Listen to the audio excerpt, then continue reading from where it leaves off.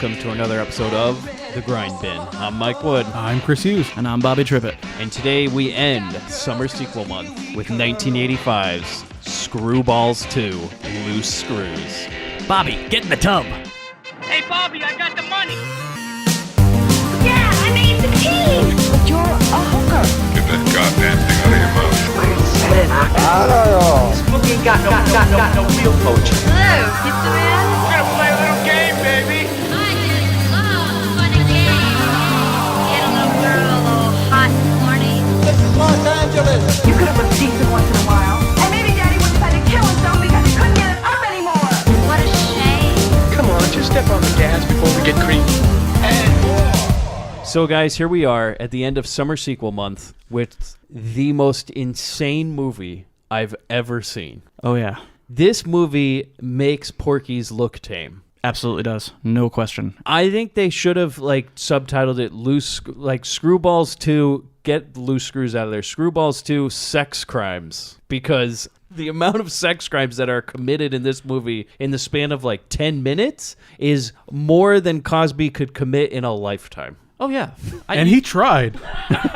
You expect Mariska Hargitay and Christopher Maloney to just roll up at the end and take everybody in. I mean, not only would all of the main characters be arrested, they should be chemically castrated. That should not even be a question. At the end of the trial, thank God there's video evidence of everything that they do in this movie. That's where you fucked up, Hugh. The judge would be like, not only will you be killed, but you will be chemically castrated first. So we're going to have you castrated, then hung. Hung by the dick, maybe. Lest you somehow procreate before we kill you. Yeah, any sort of seed that they had, they're going to go burn down every room these guys have ever been in. Because, my God. Yeah, this is just... Hilariously disturbing. Yeah, and it's the quintessential Grindbin movie. Before we get into it, this movie was recommended to us by our mysterious friend, Spider McGee. And he's left us a voicemail which explains some of his theories. Actually, I think we should play it at the end of the show.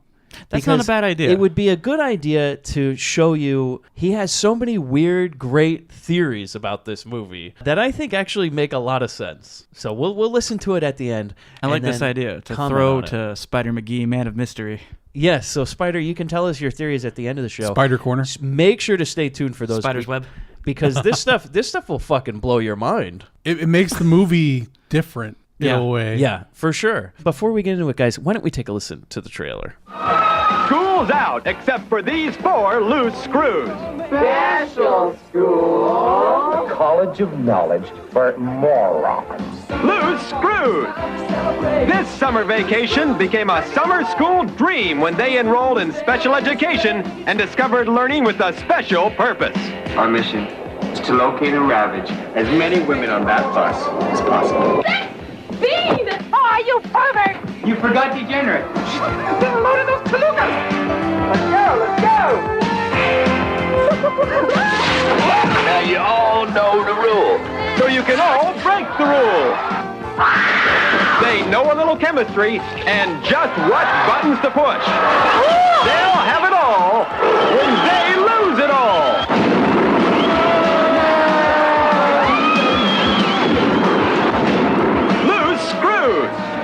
It's more fun than you can shake your stick at. Shake your stick at. Yeah. That is the line of the fucking trailer. That is a hell of a trailer. I think it's more kind of like a stay away for most people. Yeah, it's more warning than trailer. Wow, though. This movie, released by Roger Corman. Sounds about right. His Concord Pictures in 1985. Screwballs 2, also known as Loose Screws, is a sequel to Screwballs that brings back none of the same characters. Nope. But some of the same actors. Interestingly enough. There was a sequel to this movie. What? Called Screwball Hotel. Oh, no. Same actors? I don't know, actually. I haven't looked into that one, but we might have to check that one out. And we might actually have to check out Screwballs 1, because this movie, I'm just going to spoil it right now. For me, this is a heavy recommend. It has to be seen to be believed, I think. Was this movie theatrically released? Yes, I believe it was, yes. Wow. Now, was it theatrically released in certain theaters? I cannot imagine this at your local multiplex. You think I can go see this at the Winnetka 20? I think this is one of those bring your raincoat situations. Yeah, oh yeah. And yet the raincoat guy is probably severely disappointed. This It's going to be me and Paul Rubin.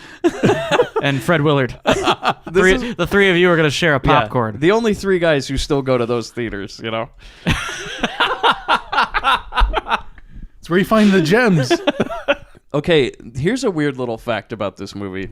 It features a song from the New Cats, which was a band with Freddie Moore and his then wife Demi Moore. What? So Demi Moore is by default in the movie Screwballs 2. Wow. That's a weird one I found. It's on the soundtrack. The movie is called Changing, or the song is called Changing, and it's on the soundtrack for this. I was trying to figure out what song it was. There's a lot of great songs in this movie. And there's a lot of scenes of people changing. Yeah, so it could have happened at any point. One of during them that. featured Demi Moore. Here's a review from the LA Times that will give you a good idea about Screwballs 2. So yes, you were asking, was it wide release? Yes, the LA Times reviewed this movie.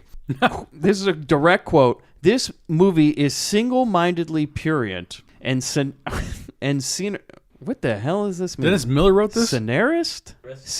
And scenarist Michael Corey has come up with the lewdest language this side of Hustler. Almost every line in the movie is either unprintable or a double entendre. Wow.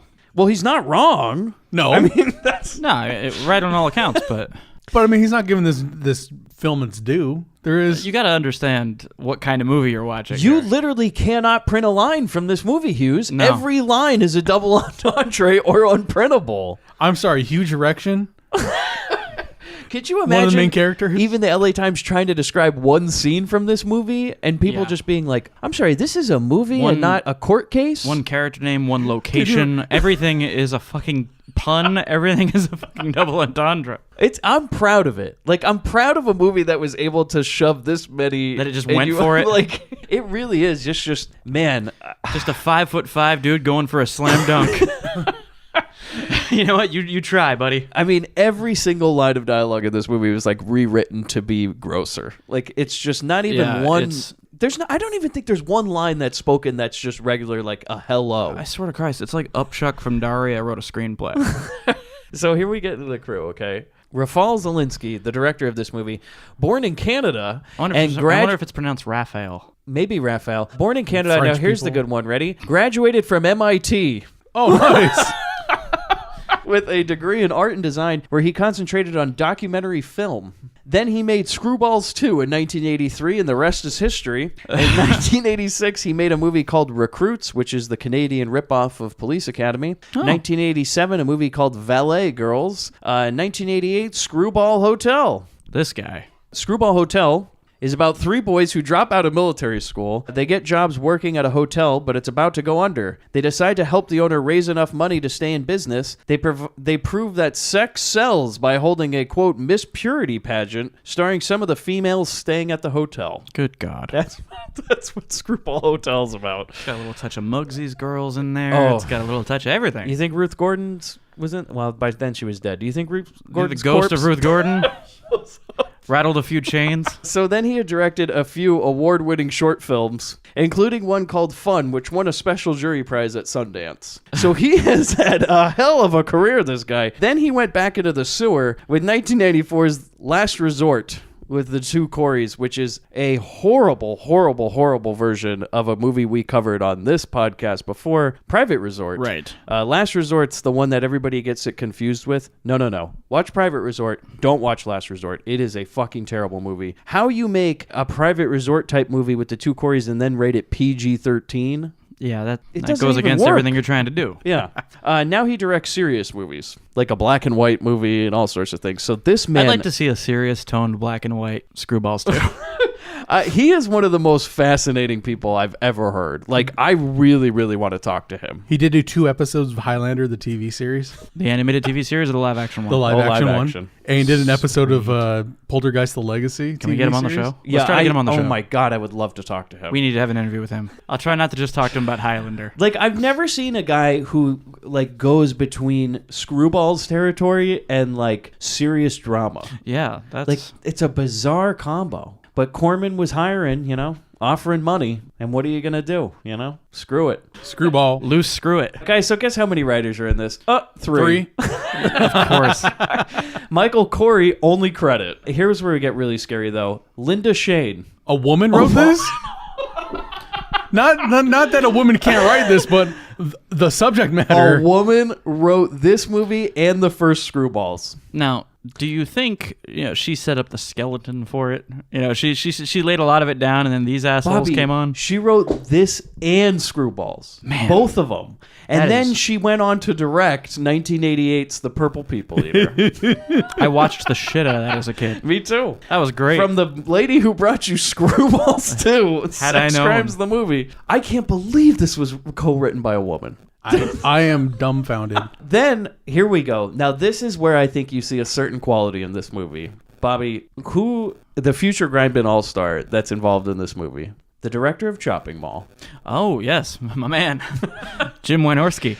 He was one of the writers on this movie. We don't need to get into his background other than, he directed Chopping Mall and lots of great classics. 103 director credits. He also Well, wrote this officially makes him a Grindbin All-Star thanks to Raw Force. Yeah, there you go. And he also wrote the original Screwballs. Wow. So he and Linda. Yeah, he and Linda. Side by side, burning the midnight oil on it. But I certainly think that that's how some of this, that's Oh, where a it's- lot of this came from. It's definitely got the Wynorski touch. This movie has too much talent behind it. I really think that. It's this movie should have been terrible. And it is terrible, but terrible in the most bizarre, great way. It is just so fucking over the top. It's unbelievable. And I mean, when this movie starts, I could not fucking believe what I was watching. From the opening frame, you're like, what the fuck? What, Beaver High is not how you want to... we open on a shot of the sign outside of Beaver High. Yeah. And you're just like, strap in. Strap in and on. Let's go. The most self-aware teen boob movie I've ever seen. So let's get into the cast, guys. Brian Genesi, I think that's how you pronounce it, who plays Brad Lovett, Canadian-born actor with 30 credits. This was his first movie. Then he was in 1989 Skin Deep with John Ritter, 1995 Live Wire 2, Human Time Bomb. Hell yeah. Then he was in 1998's Operation Delta Force 3, 2000, The Alternate, which stars Eric Roberts, Michael Madsen, and Ice-T. Wow. About the president being kidnapped to raise his poll numbers. Huh. Okay. 2000, he wrote, directed, and starred in a movie called Bad Guys. Lawrence Vanderkolk, who plays Steve Hardman, he was in this and a movie in 1988 called State Park that was directed by the same director. And that's his only credits. Alan DeVoe, yeah. Huge Erection, only 3 acting credits.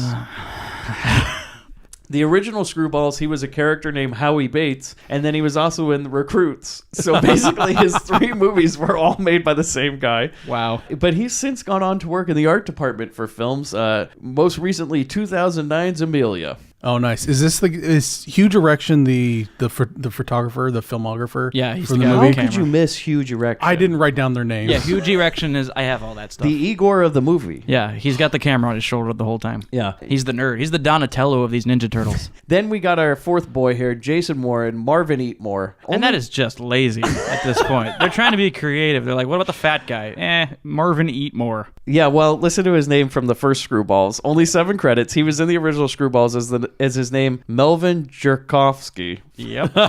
Melvin Jerkovsky. Who, have you guys seen Screwballs 1? No, I have not seen it. The name is apt. Very quickly after meeting Jerkovsky, he Jerkovskys. Oh. In a very comedic scene. So, 1986, Youngblood. He was in that movie with Rob Lowe and Patrick Swayze. And then 1986, he was in a movie called Killer Party. The only other credit I have here is Mike McDonald, who plays Principal Arsenault. Nothing you would know, but he was actually a stand-up comedian, fairly popular stand-up comedian in Canada. And he probably would be pretty successful now because he looks like Paul Ryan. Yeah, I can see that. Like he's back in this movie. This he is looks Paul dead Ryan. on like Paul Ryan. Like this is Paul Ryan's story, right? Like if Paul Ryan was a fucking principal of an academy. Yeah. God, this cast reads like a Kevin Smith film where everybody's just in Kevin Smith movies. Yeah. Yeah. So here we go, guys. Before we get started, I have a few reviews. Yes. I have some Amazon reviews. 3 out of 5 stars. okay, but would prefer English content by iPartian. Must have watched it on Shudder. Nope, format Amazon Video, 2014. Prefer English content. The video was okay, but the closed caption got a little boring after a while, and wasn't what I was expecting for a plot nor content of adventure. I'm not sure this review is for this movie. Like, was he watching Crouching Tiger, Hidden Dragon? What's he talking about? English content. The movie's fucking Canadian. Is he like, I can't understand these accents? It's like a different language to me. I was not expecting for plot nor content of adventure. Couldn't have said it better. Okay, here's the next one. 0 out of 5 stars. Title: Stars a normal movie without a script. That's the title of the movie. You know, that's a good point. Stars a normal movie without a script. I think it's an Irish person. Without a script. Faith in Magora. Without a script it was. By Jorge Eduardo Mornoon. Whoa. In February, again, Jorge Eduardo Mornoon. February 2014. Hispanic leprechaun. Another Amazon Video. Ready? Some tits. A lot of lousy script and no more. If you just want to see tits, it's okay. The only thing unspected is that they lose the school year. The whole review. Wow. Gave away the whole plot. That one was Roger Ebert. The only thing unspected is that they lose the school year. So they lost the school year, guys. Yeah. But it was a close one, though. They lost by like 2 points. They'll lose school year. They lose screw year. This one by Kindle Customer. On 2014. Someone read this on their Kindle? Yeah, somebody fucking watched this on their Kindle. They downloaded the script. I clicked on it by mistake and only watched a few minutes before realizing what a waste of time. And I write, a waste of time waste? Yeah, by mistake. Mm-hmm. Right. Like, that's what he wrote. He's like, no, wife, I swear, I wasn't meaning to watch this. I turned it off after a few minutes because I was done with it. Look, I was done with the... I didn't want to watch it anymore. Look, I wrote a review so nobody else will make the same mistake as me. I thought I was watching There Will Be Blood. I'm a good person. Because his wife blocked Pornhub. So you can only watch stuff on everything Amazon. Everything else is blocked. You're stuck watching 80s boob comedies. He's watching fucking Screwballs 2 on his Kindle under the covers, and his wife walks in. He's like, "No shit!" And the fucking theme song, the fucking skeletons running. At least if you heard the theme song, you'd be like, "I'm watching some 80s comedy." Okay, last review I have. Title: Waste by Maystroon. All right. Another Amazon Video review. This one in 2013. Thought this movie was going to be about something else. Turned out to be a B movie from the 80s. What do you And I write, what the hell did you think it was going to be by the fucking cover? Carpentry? It's called Loose Screws. It's called Screwballs 2 Loose Screws. And the O's in Loose Screws are tits. What were you hoping this would be? Yeah, this is... I saw Paul Ryan on the cover, and I thought this was going to be a serious movie. About healthcare. Last 8 years, we had some real loose screws handling healthcare. We should look at the alternative covers to see if there's any way this movie was not put as a PG porn on Amazon. I have no idea. How do you look at this movie and not know? The first cover, 3 seconds of this movie. The cover of this movie, I believe, is a woman running with her top off and like men chasing after her. That fits. Or something like that. Like, because that's what the movie's about. Bunch of men chasing a bunch of topless women.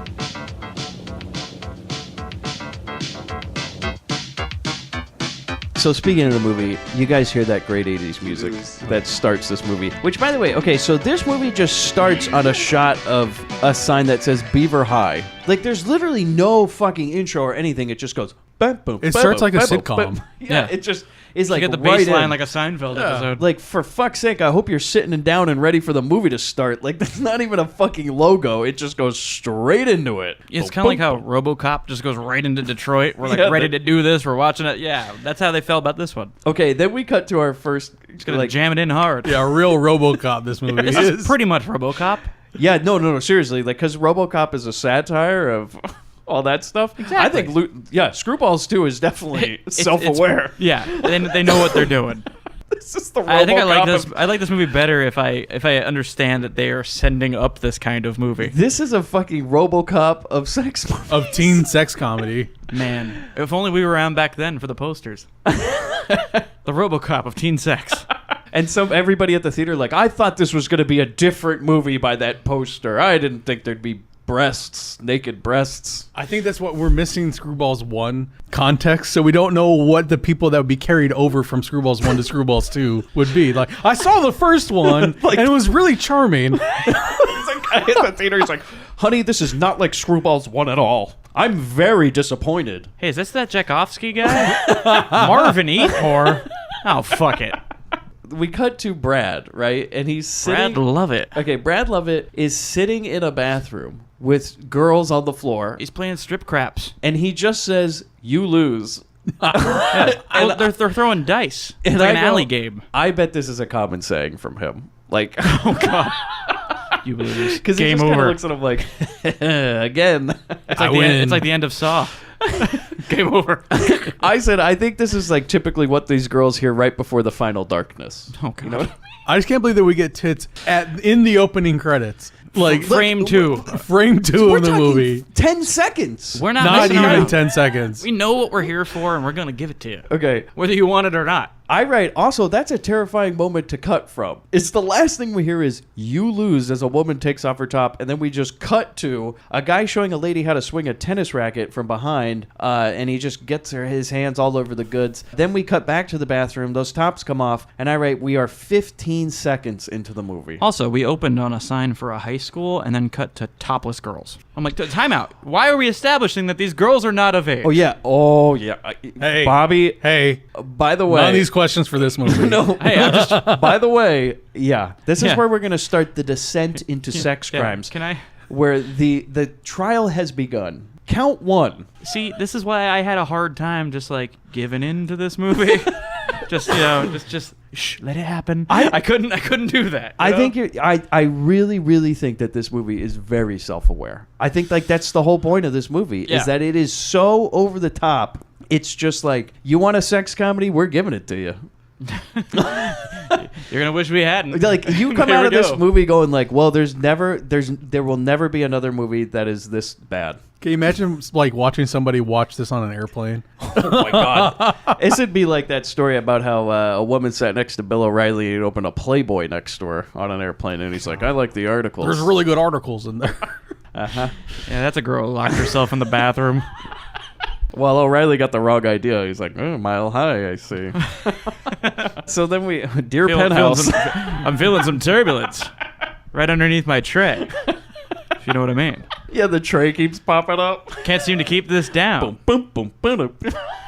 You know, seems we're coming in for a landing. On the I need bottom to, side of the thump, thump, thump. Loose screws. Go. It's just the inside of Bill O'Reilly's head at any given time. Oh, I think is so. the Loose Screws theme song. I think Loose Screws is played at the Fox News offices quite a few times. Like, I think they play the fucking song on every Friday, and they go, "You better get out of the room, the office quick, girls." How many extra takes they had to do on the O'Reilly Factor because he introduces himself as Bill Hardman? Weekend rules. do, do, do, do, do. You know that O'Reilly owns that Beaver High sign. Like, Oh, yeah. it's on his front lawn. That's how you know you got to the O'Reilly place. There's the Beaver High sign. Oh, the O'Reilly factor. so then we go to No okay. spin there. Now we go to sex crime number 2. The sit and spin room. We go to a classroom. Okay, a science class. Oh God. A nerd guy. Okay, so huge erection. Get it?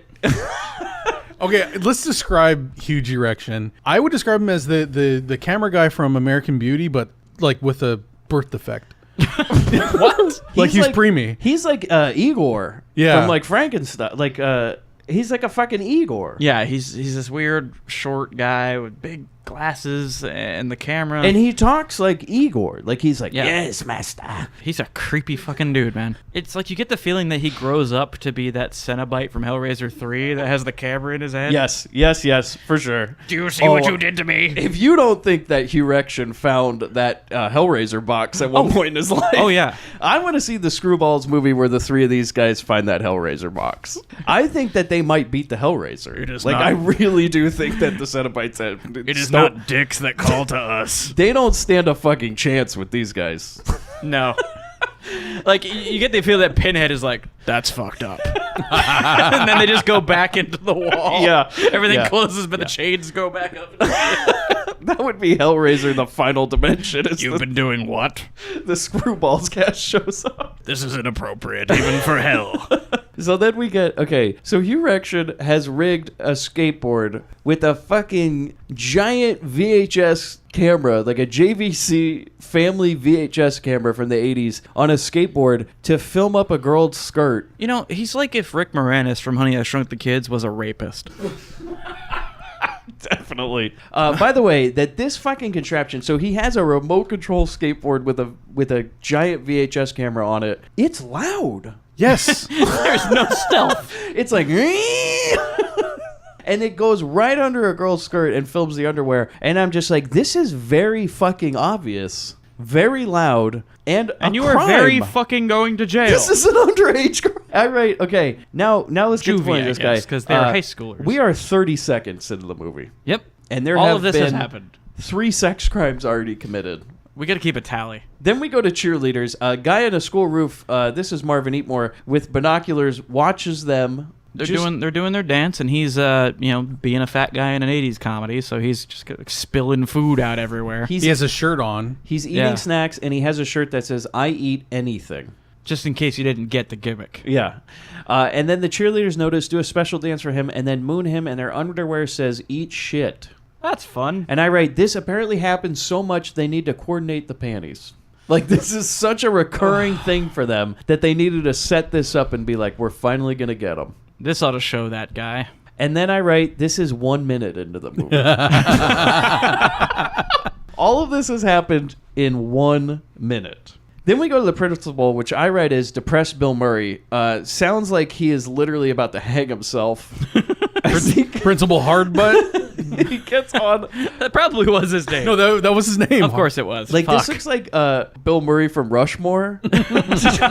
And he looks like he's like inches away from hanging himself. And he gets on the thing. He goes, I'd like to take this opportunity to wish each and every one of you my best wishes for a happy summer, except for the following, who will report to my office immediately. And I write, of course it's every one of the degenerates we've introduced in the first minute. It's our Mickey Mouse Club roll call.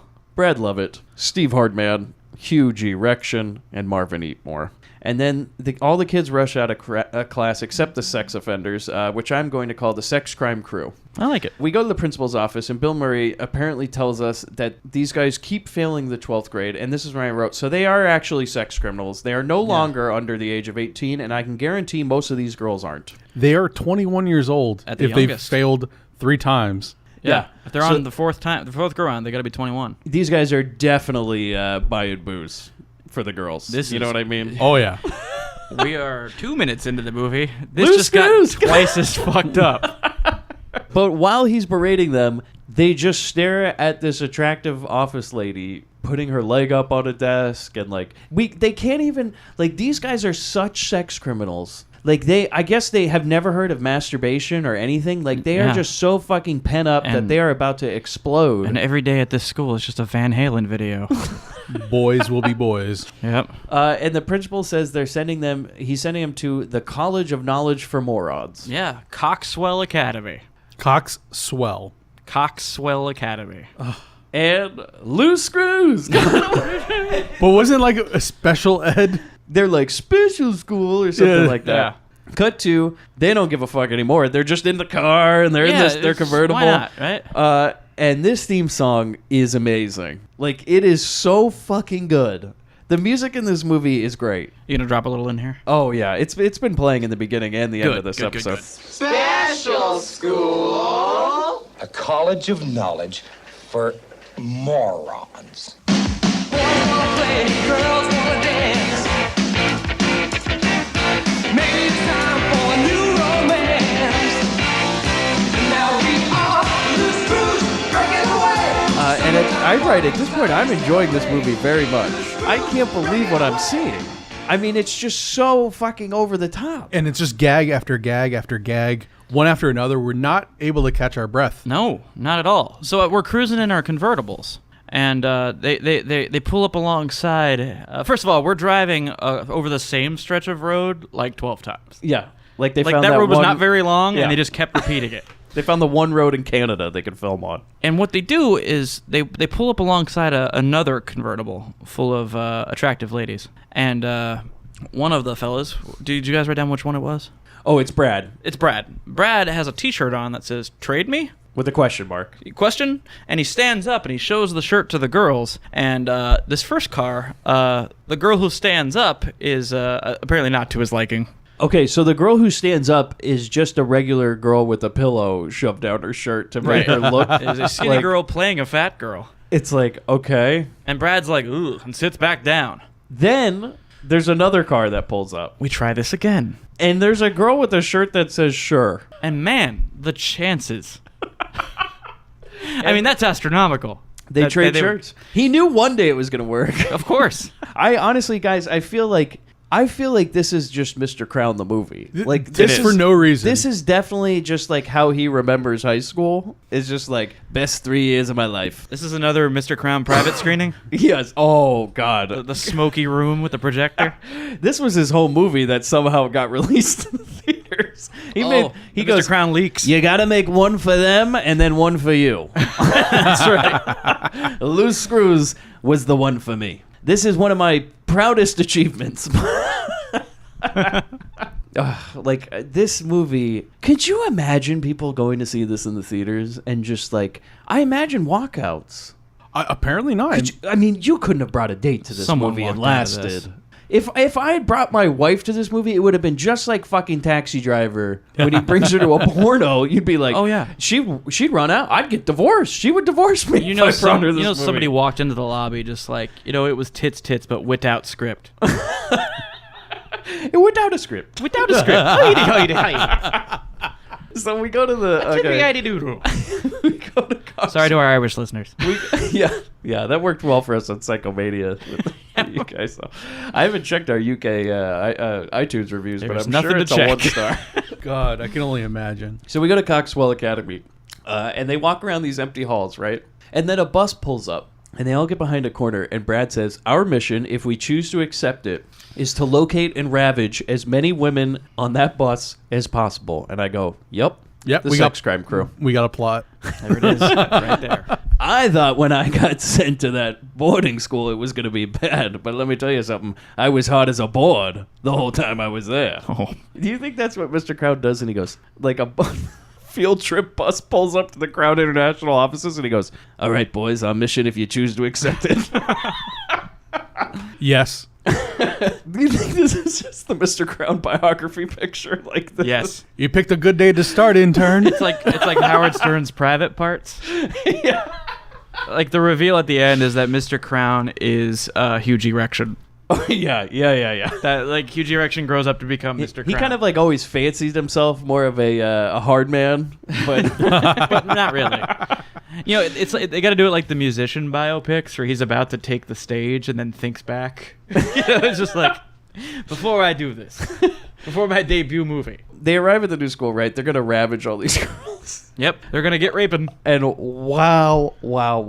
Okay. They have to set up these gags. Every gag we're gonna get a setup. So this one first, they have to mark off a bathroom as being Okay, but before that, we cut real quick to the principal's office. And he says this quote, Hughes. He goes, "Look at those little darlings, the best of the worst." And I'm like, well, that's not helping us think that this guy's a serious guy. That is... Yeah. I missed that That's part. terrifying. I missed that. But I honestly think that the principal sees a little bit of himself in these boys because the fact he doesn't call the police or expel them at any point, The fact that really... these guys aren't let out of here in chains. He's so like, many chances. You remind me of myself, boys.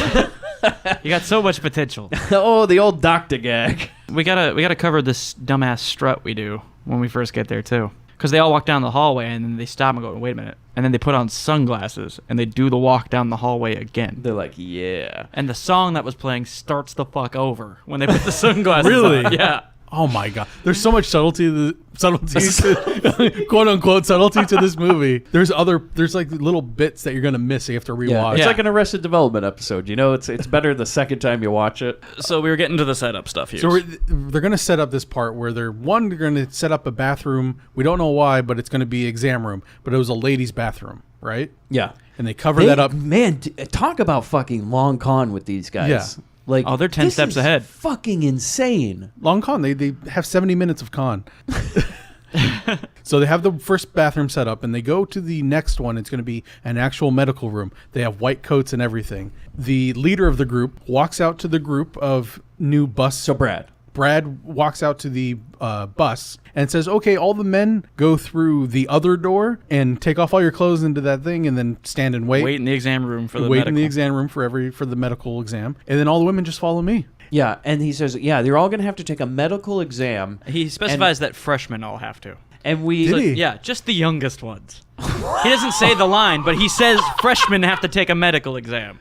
I missed. Fuck, It's man. just one word you missed, man. That's how that line starts. Yeah, I wrote but it that down. one word makes the whole thing different. Because now we have 21-year-olds and we have like 13-year-olds. Well, no. Well, we get introduced to Candy Bar. That's the girl's name, and her friends. They all need to go. And I guess they're freshmen. My God. Are you serious? Yeah. Doom, doom, doom, doom, doom. So then we go to the medical exam, and this is what I write. This movie is insane. I mean, fucking insane. The Sex Crimes crew has set up a science class as their personal gynecology office, where they are preparing the ladies for the, quote, exam. His fake-ass lab coat that he's wearing. Yeah, Steve Hardman's wearing a lab coat. They all are. Yeah, well, The boys are. Marvin is in a closet. Looking longingly. Like, with a skeleton. They couldn't figure out, like, a gag with him, so there's like, you know what, just hide in the closet, you monster. Pretty much Marvin is the creeper, though, because he was sitting on that roof. He just likes That's all to he watch. does. Marvin likes to watch. The voyeur. Well, Yeah, the voyeur. Well, because he's the designated gross fat guy, he doesn't have any game. All he can do is watch from afar. And so Hugh and Steve have these lab coats on, right? Mm-hmm. And Hugh has the video camera rolling. Don't worry, we're getting evidence, guys. Which they explain to the girls, who are understandably getting a little uncomfortable with this. Yeah, because then Steve says, he goes, you need to all strip down to your bra and panties. And one girl's like, oh, I'm not wearing a bra. And he's just like, it's okay. You can still take the exam. They all line up, right? And the boys' medical exam is the boys, we cut to real quick. The boys' medical exam is just a room that says boys x-ray. And then they go into it and a sign falls off and it says women's staff bathroom. That's how we discover that there's been a ruse.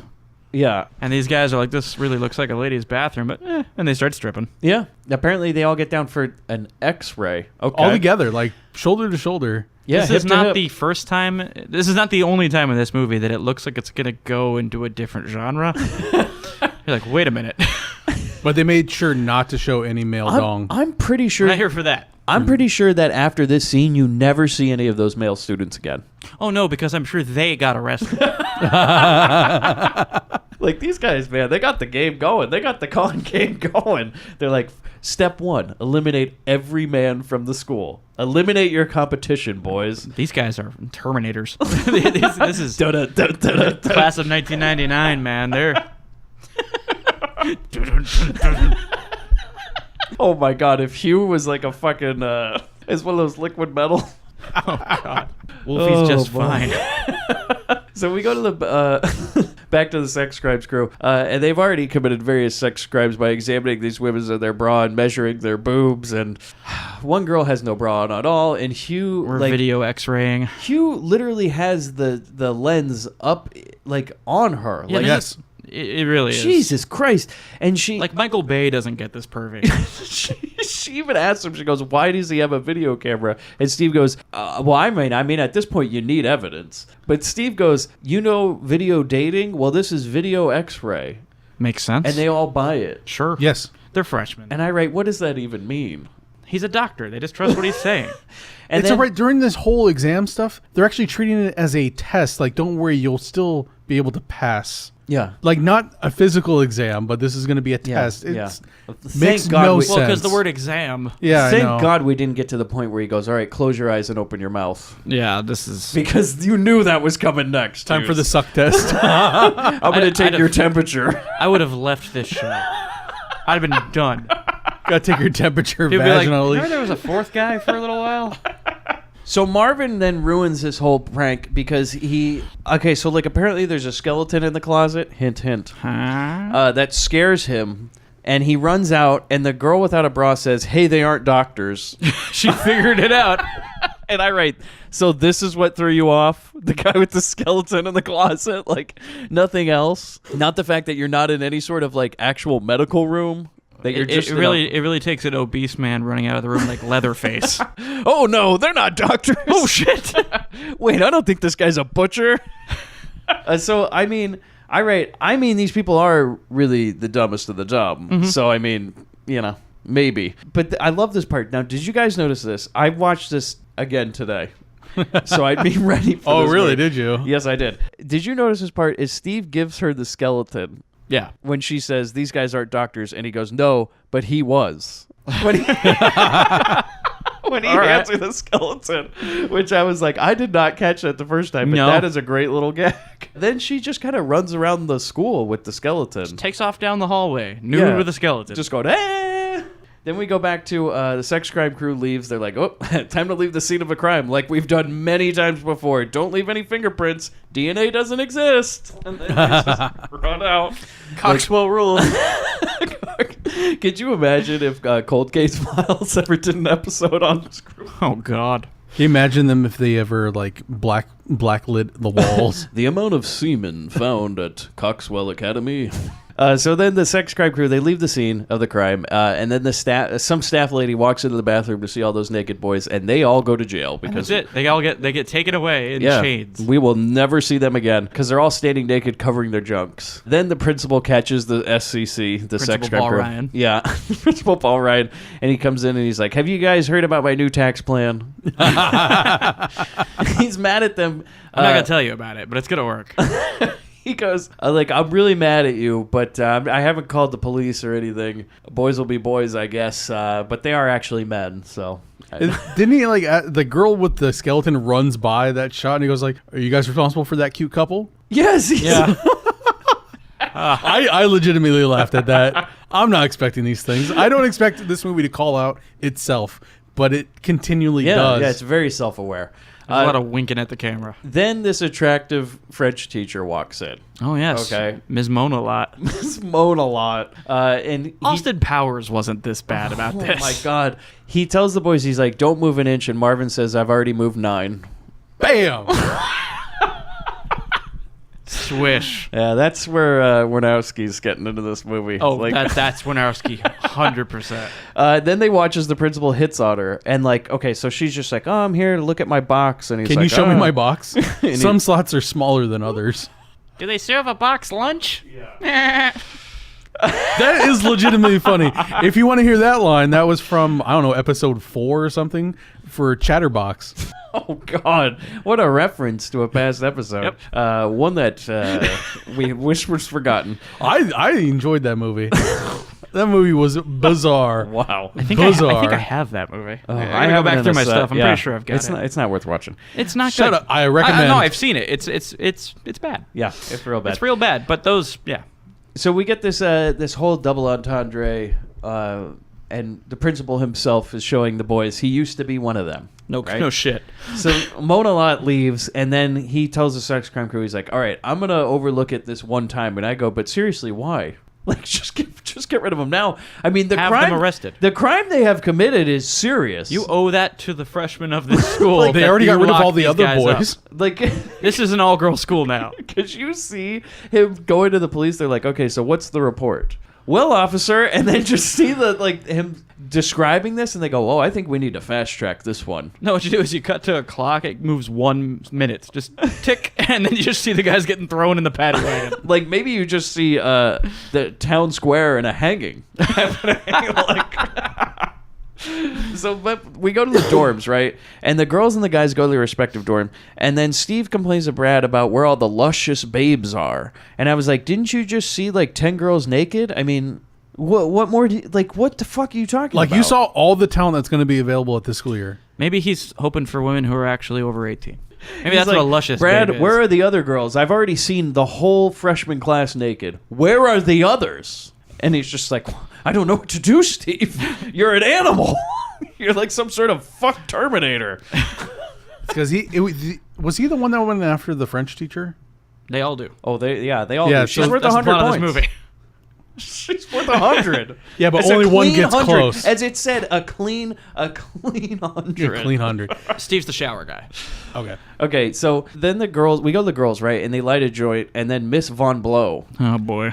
who is just like a some sort of like large, I don't know She's what you would say. the same large woman from Porky's. Yeah, she's like the Porky's lady. Yeah. Do you think this is the Porky's lady? I don't think it's no. The Porky's lady was much older So Von Blow catches them, and then she takes the joint and then smokes it, and then just says the because she thought it was a secret. She thought it was a cigarette, not weed. And But then she she starts does say getting she high. does say No, she knows. she says Turkish blend. The second she takes a hit off of it, she could tell you exactly what kind it is. So Yeah. she knows. Oh, I thought she didn't know, No, and she then she didn't. got really high and then passed out. No, it's just she's just showing like that she's cool. Oh, You know, okay. she's with it. She knows what's up. So then we go to a montage of the sex crime crew getting acquainted with their new school, which is just bad food and boring classes. But don't worry, we cut from that to the beach. So the sex crime crew is now gone to the beach. They shooby-dooby down to Ruby. Yeah, to commit more sex crimes. And Hugh is already filming young women in bikini. Like, Jesus Christ, man.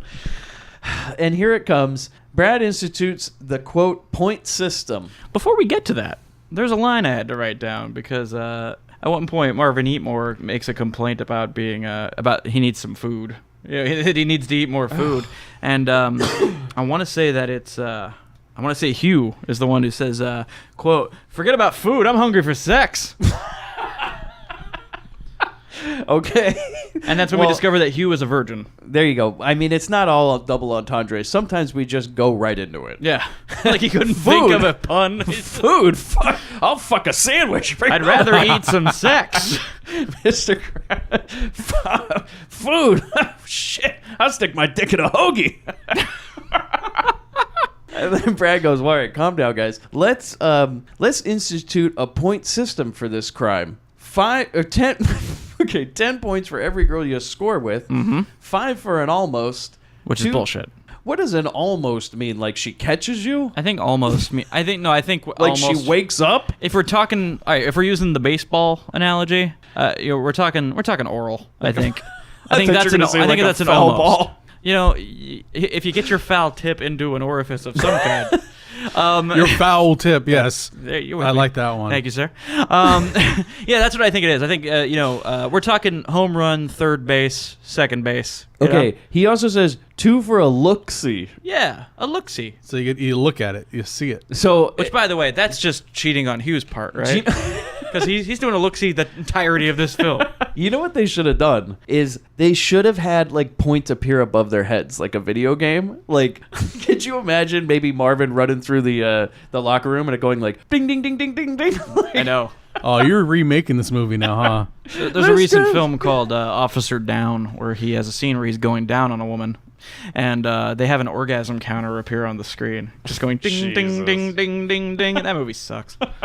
But then you get a cool 100 for the French teacher. And he does like this little hand thing. You know what I mean? Little gang I'm sign. like, what the fuck? So they basically have put numbers to this crime. Okay? So they're going to keep track of it. I hope they wrote it down. Yeah, so it's 5 points for attempted rape.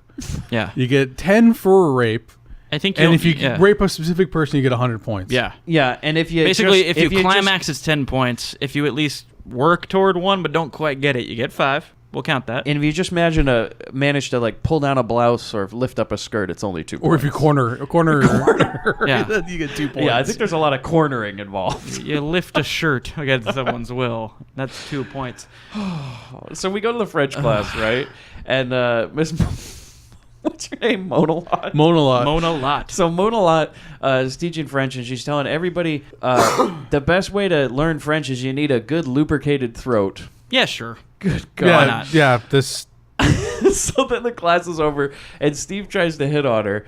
He's like, hey, I'm going to Paris in the fall, and I'd really like to get some French under my belt. Can I come over to your place tonight for some tutoring? And then we cut to a girl's dorm. Now, this is fucking amazing because I don't understand the joke. is one of the girls she goes, "Hey guys," and she brings out a vibrator for show and tell. Mm-hmm. And she says, "Hey guys, I was so impressed I bought the whole company." Yeah, she's referencing like infomercials at the time. But it's that just line like, about like I bought the whole company. like, okay. She bought everything they offered. Yeah. I don't know. Yeah, and she has a box full of vibrators and a bunch of porn mags. There's 8 girls in a room, and only one girl has a vibrator, and she's gonna bring it out and show it to everybody. Yeah, she's just like waving it around. That'd be so disturbing to wake up at like midnight, 2 a.m. and hear. I think she showed it. She's like, "Fair warning. Yeah. If you Let hear you this know, sound, I don't care. I'm just gonna do this. I bought my boyfriend to lose screws. So then Von Blow comes in and steals the vibrator and like a bunch of porno mags they all have laying around. And she says, "If I catch any men in this dorm, he'll be singing soprano." Right on cue. Fucking Sorority Boys the movie happens. And like enter Bradine. Brad comes in dressed like a woman. He's getting those points. 2, 2, 2, 2, 2. What's amazing is that's his go-to. Like That's how he started. He brought drag clothes. He's just like, Bradine's gonna do this. This is how he always wins. I feel like they packed light for this trip, but like if you just opened the backpack that Brad brought to school, it was a bottle of chloroform, some rags, and a woman's outfit. And he's like, "I think this will get me through." Man. Some zip ties. So he Yeah, zip ties, some socks, not for wearing. No. So she says he comes in and he's dressed like a woman, and Von Blow doesn't buy it, but she lets him go in anyways. She's just like, "What?" that seems to be her approach to everything. Yeah, she's like, fuck it." And he's like, "Oh, all the beds are taken. Can I share a bed with another girl?" And these beds are like a fucking cot. Yeah. This is like an orphanage. Don't they have like a list of people that should be in the dorm? Yeah. But Von Blow says at one point, she's like, "Well, you can share my bed." And he's like, "No." Because she's hip to what's going on. I'll sleep on the floor. She knows that's a Turkish blend. So he's going to bunk with Miss Candy Bar. And then we go to the town, and we see Marvin sees a poster for an aerobics class, and then he sees a poster for aerobics class. Did you see the address for the aerobics class? It's at 13 Bush Road. Why not 69? From the director Right? of Shopping Mall. Yeah, no shit. From the guy who edited Raw Force. But this is amazing, by the way. Right after he sees that aerobics class flyer, he just goes into the trash can and like pulls out a chili dog and just starts eating it. And I'm just like, what the like he pulls a Costanza. It's so great. He's such a fat fuck. Yeah, we just need to like check in on him real fast, show that he's still weird, move on to the next scene. Hugh, he looks at himself in the mirror and he says, "Screw the Constitution, all men are not created equal," and then stuffs tissues down his pants. And I go, "By the way, that's the Declaration of Independence. That's not the Constitution." Right. So. Right. He's saying screw the Constitution. He prefers the Declaration. For all you history kids. I said, like, it is a Canadian, so... Oddly enough, and I thought this was strange. He did go to MIT. Hugh has a big-ass Marilyn Monroe poster. Well, you know, loose screws. I guess so. Was she still alive in the 80s? No, she died in the 60s? No, they had her killed back in, like, the 60s. She died from a Hugh cocktail. You know what I mean? Like one of them... Cosby got to her a little too strong. A real loose screws scenario. I gotta look up when JFK had her killed. Then we go to the aerobics class, okay? So we just see this whole scene of these girls working out, and Marvin's in there, right? So his plan... All right, you know, we were just talking about how Brad's plan was to be Brad Dean and get in there. Yeah. So his plan is to nickel and dime it on the scoreboard, right? He's just going for looksies. I he's like honestly when you're think playing that- Monopoly and a dude just starts building hotels on like Baltic. He's just like, I'm gonna do the cheap shit and I'm gonna win this thing. I think he's winning because he goes in here and his way of working out is to just like at first he kind of tries, but then he just starts like bumping into girls, and then he's straight up burying his head in people's crotches while they're trying to do their stretches. And yeah, no one's he calling goes for that box lunch. It's ridiculous. This dude should be pulled apart like the guy at the end of Day of the Dead. Like, why are they letting this guy do this? He's like running up and sniffing people while they're trying to do downward dog. Like, he is on all fours, and Yeah. he goes up to a lady and just shoves. He's like a fucking dog sniffing a He's doing crotch. a- He just shoves his face in there, Yeah, like they're doing yoga and he's doing the fucking Humpty dance. and then she just kind of grabs his head with her legs and just sways around like, Boys will be boys. Yeah. And he's the only man here, by the way. And then they eventually, like, okay, so then we just see them all working out. And Because everyone's cool. now with this. Marvin's working out, and they're all just like patting him and like cleaning him and everything. That's Stockholm syndrome. and I'm just like, well, I guess this is working for him. And then he picked up a girl, didn't he? Well, Like no, physically no. picked up Like a girl. physically picked Oh, he up a picked girl. Lifted her girl. up, Yeah, not picked her he up. lifted up a girl, and then it cuts to him in a pool, and they're all like naked around him and everything. I think he won. And then one of them goes into what it says wet sauna. Well, that's the French teacher. That's Miss Oh, Normal. that was the yeah, she's French there. teacher. And then he just kind of like he puts his head under that sauna and Faints. he puts his head under that spa and causes more brain damage. Basically, Right. that, Well, because at that that's point what he's was like going on. he at that point he's putting his junk against one of the jets, right? Oh, there was definitely that's what he's doing. There was definitely a time when they're like, we got to call the pool guy because a guy got his dick stuck in the jet. He's again. that kid that's just sitting there with his arms on the edge of the pool, and you're like, why isn't that guy moving? Is he peeing? No, he's not peeing. Like he looks real happy to be just sitting there. What, am I the one who did that? I'll tell you, greatest years of my life, boys. 3 years in that college. I mean, high school. Well, let's not talk about how old I was and the how point young is- they were. When I was the principal of that high school. All right, so we're back to Bradine.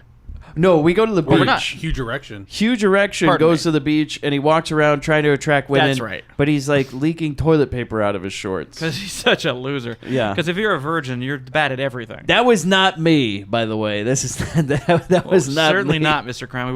We would never assume that. I was more, fucking that French teacher. You're all man. You're I all man, never- Mr. Crown. There's no way I'd have to hide it. Heavy is the dick that wears the crown. Do you know how many times I got in trouble? They're like, son, you got to put it away. And I said, officer, what am I supposed to do with this monster? It's got a mind of its own. Believe me, honey, it is a way. Officer, they don't make shorts long enough. It's the 80s. What do you want? This thing's like a trunk. They call me tripod. Hey, baby, want to play whack-a-mole? With my dick. So then we go to the girls' dorm. Yes. Now we're returning to Bradine, and it's apparently bath time.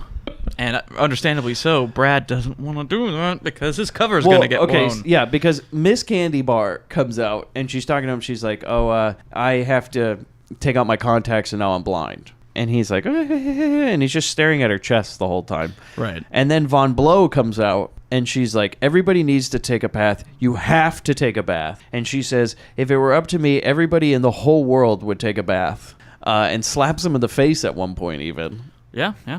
That's how she finds out like he has stubble, right? Yeah. And then she says something like, are you taking steroids? And he goes, no, but are you? And she's like, get in the bathroom.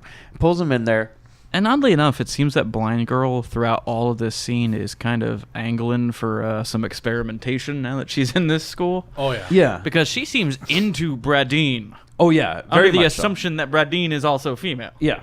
But we go into the bathroom. Now, this is what's bizarre. Is so this bathroom, not showers, which would make more sense. There's just like 3 tubs in a room. Like Victorian bathtubs. like they're all spaced out like some sort of horrible sex like this is like some sort of Saw sex dungeon. Oh, yeah. They don't seem to be attached to any kind of plumbing. It's like you have to go boil some water and pour it in those tubs. It's just like, yeah, Von Blow gets the water in there herself. Yeah. So there's like 3 girls taking a bath, or 2 girls taking a bath, or something like that, and like There's get 3 out. girls taking a bath. There's like they don't care about nudity, but then Bradine is like, oh, I'm They're a like, shy. Oh, are you modest, Bradine? And they're like, okay, well, we'll all leave. And they say you can lock the door if you're modest. Okay. Yeah. So then she locks the door. Well, Bradine locks the door, I think, right? Yeah. Yeah, she locks the door. But then somehow somebody gets like. Well, yeah, how does it's Candy- established in the dialogue that, that lock doesn't work. That's been broken for a long time. She just walks in anyway. But when she was locking it is when the old lady was trying to get in and I'll wash you. I'll run this bath and I will wash you. No, I got it. I'll take care of it. And then that person went away.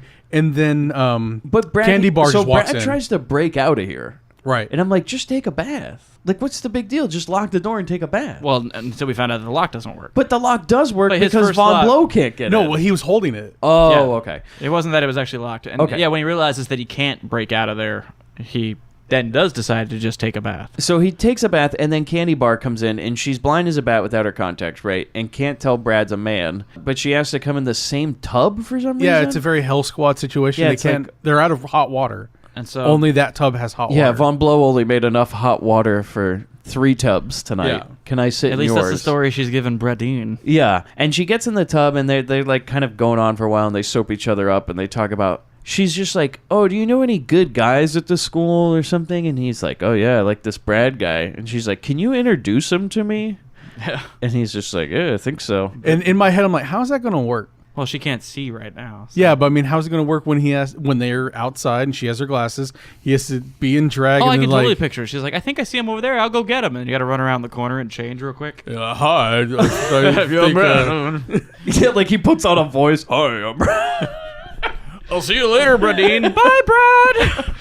And then, by the way, this is where you get a boner joke. Where, Yeah. like, she's like, oh, what's that pink, like, squeaky toy or something? And then you Because just they're in see, like a bobsled position. you just see the towel The towel rise with his up dick. like Bill O'Reilly's tray table on a Southwest flight. It is in the upright position. It's probably a United flight because it's getting beaten. Oh, God. oh. Loose screws. Loose screws. I really do think that O'Reilly walks around all day singing that song in his head. Oh, yeah. I would You, not you be know surprised. that's his phone. That's his ringtone. That's his ringtone. Loose screws. He definitely owns the European VHS cut of this movie with the extra scene, for sure. Just pulling out that phone like, Tucker, talk to me. Tucker, you want to come over and watch a movie? Oh, it's a good one. And So it's Tucker, it's O'Reilly. It's another excuse for and Tucker to whatever make that other what the two fuck guys. face. Oh, and Roger Ailes, but he died, and they actually buried the original reel of Screwballs 2 with Roger Ailes. Did you know that? I just imagine that this is the story of them in high school, and they still have the running total going. Yes. Like O'Reilly, I could see O'Reilly calling up Tucker, and he's like, "I'm at 10,503, Tucker. Where are you?" Every time he hears the ringtone, he's like, "Damn it, somebody scored." But Tucker's like, 2. 2? Come on, Tuck. Guys don't count. You're in the 8 p.m. slot now, Tuck. Let's get it going. They act like it. What are you, like Hannity over here? You fucking puss? Hey, shut up, Hannity. Hannity's the real you in that scenario. I love this idea. That these guys are just their own Screwballs crew. Oh, if you don't think that O'Reilly had a fucking chart in his office, No, like he a did. big fucking spreadsheet. You know he did. There's an Excel sheet out there, Excel sheet. No, he's old school. He writes it on the wall.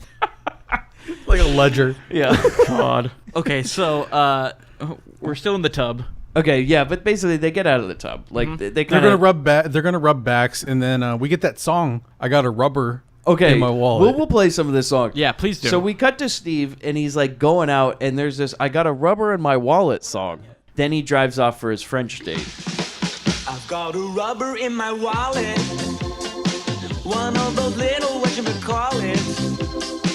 I'm saving it for that special day. When the right girl comes my way.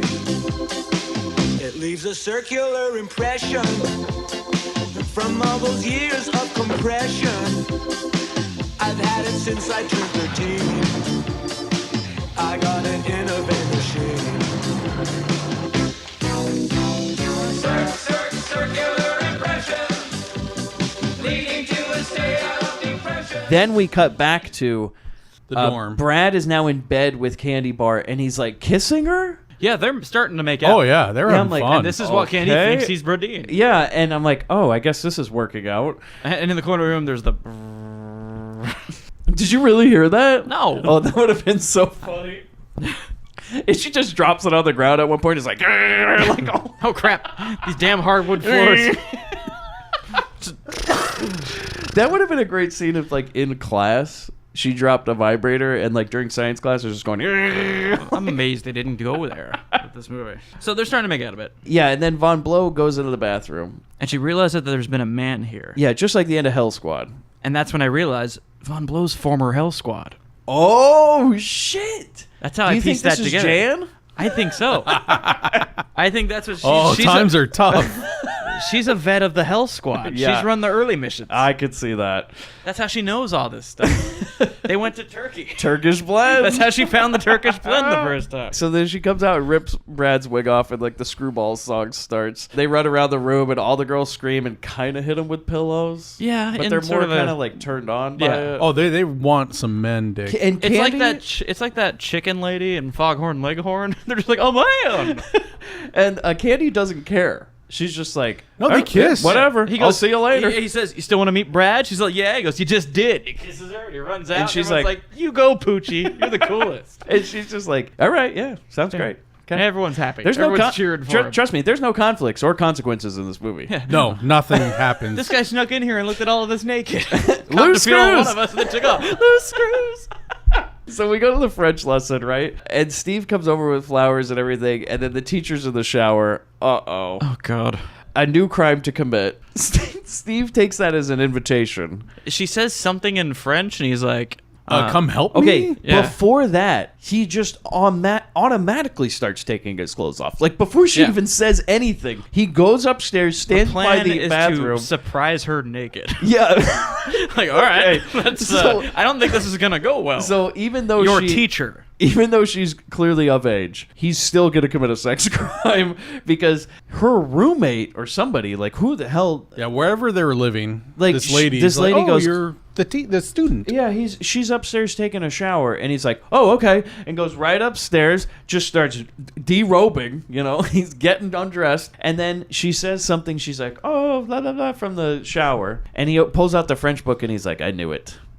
She wants me to come in and join her, and then we cut to the principal is in the car. So we see the principal in the car telling the audience how he's going to go over to the French teacher's house and try to fuck her. Paul Ryan's lining one up. Yeah, he's getting it all getting ready. ready. He's like, first I lay into my tax plan, then I lay into her. That's right. Nothing gets a woman more aroused than hearing about my economics. This one doesn't need to get passed by the vice president. This one's going all the way through. We come back to Steve, and he's going to the shower and trying to rape the teacher. Yeah, That's fun. the only way to describe it. He's trying to rape this woman. He's straight. It's not even done comedically. He insane. just attempts a rape. She screams and tells him to get out. Are we having a good time, fellas? Boys will be boys. I know. Oh, if you don't think O'Reilly's ever like gone into a woman's Oh, he's definitely misunderstood a few signals. What? It's locker room talk. It's not women's locker room Do you talk. think that O'Reilly's ever showed loose screws to a date? Like, Man. Yeah. he invites him back to his boudoir. That's Travis Bickle. He's taking her into loose screws. He's like, this is but it's more like Groundhog Day than Taxi Driver. He's like, I've seen this 170 times. Yeah, and I also think he locks the door. Yes. Once they walk in, he locks the door. The projector starts, and he goes, "Take a seat. It'll be a while." Yeah. My buddy Crown sent me these reels. You got 70 minutes. So basically, Steve tries to rape the French teacher. She tells him to get out. He runs downstairs. He opens the door. The principal's standing there with a bottle of wine, and then she throws Steve's underwear. Yeah. And it lands on the principal's head. Hilarious. Cut back to the principal's office, and he's mad at Steve for his, quote, animalistic urges, and he says, "You really pulled a big boner." And then he goes, "Do you like water and getting your hands wet?" And this leads to him having to do the old scrub the floors with a toothbrush gag. I was expecting waterboarding. So you like Loose water? screws, loose screws. He's got a towel over his face. Trying to get away. And they're pouring the water in his mouth, and Steve's like, "Nah, nah." But it's working and the towel over his lap starts to rise. You really are an animal, hard man. So we go to the cafeteria, and then the sex crimes crew asks Steve about if he raped the teacher or not, and he's like, "No, guys, still waiting on those 100. That 100." And then Marvin says that she belongs to the same fitness club I goes to, and maybe you can go over there and try and rape her there at the wet sauna because the door does lock. And then Candy and a few girls come over to join the SCC crew, and I go, "Why?" Because they know Brad. Yeah. Yeah, but they're they all cool with Brad now. They all There's like, no pair other off- men. But they all, Yeah, you're all the other right. men got arrested. You're right. You're These right. are the only men on campus. So they're like, we need something. Thanks to these sexual terminators. This- So this lunchroom. When Oh that, god. by the way, when that music plays, when the the pants rise. Yeah. You know what I mean? It's not a thumbs up coming out of the molten lava at the end. And they just kind of like Terminator walk down the halls with boners out, just and like all the girls lock the doors, like, oh no, they're coming, or Have they you will seen be. this poner? This lunch scene has like the creepiest part of this whole movie. I don't have what the guy written down, but huge erection is being hit on by a girl. Yeah, the And- girl who ran around with the skeleton is Yeah. like, oh, I'll They're the- forgive you they're for the that. corresponding nerds. Yeah, she's like, I'll forgive you for that sex crime earlier. And he starts talking about the logistics of filming 4D films, Yeah. and that's somehow going to get her hot. But he does it in such a way that I am creeped out and scared. Oh yeah, like I Yeah. said, he's like Igor. He's like, I want to be the first person to invent a 4D film, just like Crown himself. And she says, "Oh, I like a man with a good head." A 4D film like that Terminator attraction at Universal Studios. Yeah. I like a man with a good head. Like, she's still into it. I'm like, no, run away. You were going to die in a basement. And then they're like, "Hey, would you guys want to go to a beach party?" Like that's how she says. She's like, "Hey guys, you want to go to a beach party?" Is this the Shyamalan cameo? No, it's like a Do you girl guys from. want to go to a beach party? It's like a girl from Orange County. Yeah. Hey guys, you want to go to a beach party? And they're like, It's like one of the Hell Squad. they're all, yeah. Before we go to the beach party, I have a little note. I said, so far, all these guys have done is complain about being in this school, but honestly, they're doing pretty well for themselves. All these girls want to fuck them, like literally all of them, despite them committing multiple sex crimes basically hourly. Yet these guys whine and complain that they have nothing going for them. For fuck's sake, you failed out of school 4 fucking times to try to seduce women. This is your dream. Shit's working out, boys. Like, and all they're doing is like, God damn it, this school sucks. yeah. What more do you need? Like every girl we try to rape ends up wanting to fuck us consensually. That blows. It's not working. It's not how this is supposed to work at all. It's all about the chase, fellas. It's all about the chase. Yeah, it's And no fun if they want it. and Like, the eventual crime. When O'Reilly calls in one of those young interns to his office and she goes for his come-ons, he's like, ugh, just go home. That's when he makes a face like Tucker. He's like, it's not, you're fired. It's not doing it for me. So then we go to the beach dance party, right? And boy, is it. We are doing the hickadoola. This is like a this fucking is- Frankie and Annette movie. You know This what is I mean? beach blanket bingo. It's It just, is. Everybody's just dancing like What this. are we doing? And they're like, loose screws. And, they're all And just- some of the dance moves are getting a little more grindy. Like some people are starting to dry hump on this beach, and which is great because we immediately cut to 2 small children on this beach. Yes, what I read. We got 2 cut to fucking young toddlers children. watching people like bump and grind at this beach party. And they're just sitting there with their little plastic shovels like, what's happening? Okay, Bobby, the song is called Do the Screw. Right. Just get together with your partner. Screw yourself into a socket. Come on and do it. Do it. Do it. Come on and do the screw. Yeah. Come on and do it. And then in the middle of Do the Screw, while people are screwing each other, there's children. Little kids. Children. And we're not talking like, we're talking like 3. Yeah. We're 2 talking 3-year-olds. floaties on the arms. Copper tone. We're doing the whole... Boys, hard then soft. That's hard right. and That's soft. right. It's that masterful move. This is a test, you know. By the way, the government said we want to make a movie that will test if there's a sexual predator in the audience. So we want them to get hard, and then if they stay hard during that part where the kids come up, jail. Is how you tell, boys. And then I write, okay, maybe I just saw this wrong, but at the end of the song, I think people run out of the top of the water like they're Jesus. Like, Oh, maybe.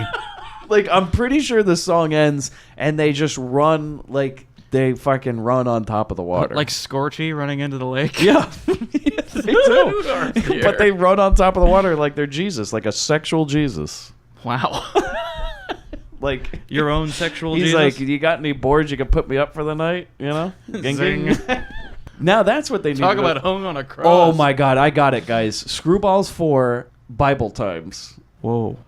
What, Bible camp? No, we make like a Jesus Screwballs. Like, what if Screwballs Jesus for and the holy apostles? balls? What if Jesus and the apostles? Holy fuck! I got it. Jesus and the apostles are the original Wait, Screwball Jesus crew. and the Impossibles. Jesus and the apostles. The apostles Was are it- the was it the cartoon original. characters? They're the original Fluid Screwball Man? crew. Oh, like, man. like all of this is like generations of Screwball guys. It all ties Like, back. You could see like Nazi era Screwballs. I mean, you Man, could.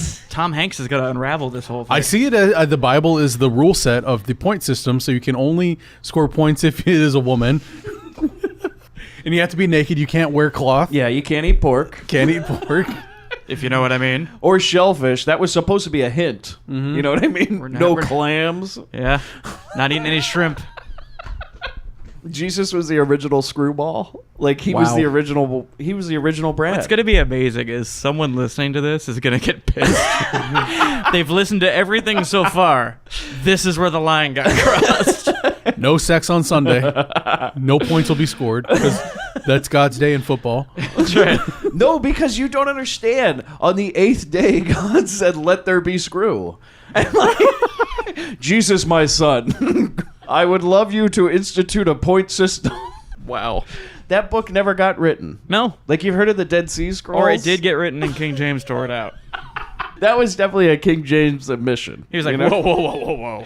I hope you're on board for this because Screwballs 4, Holy balls. Screwballs 4 Holy Balls is coming out to a theater near you. Oh, man. 2018.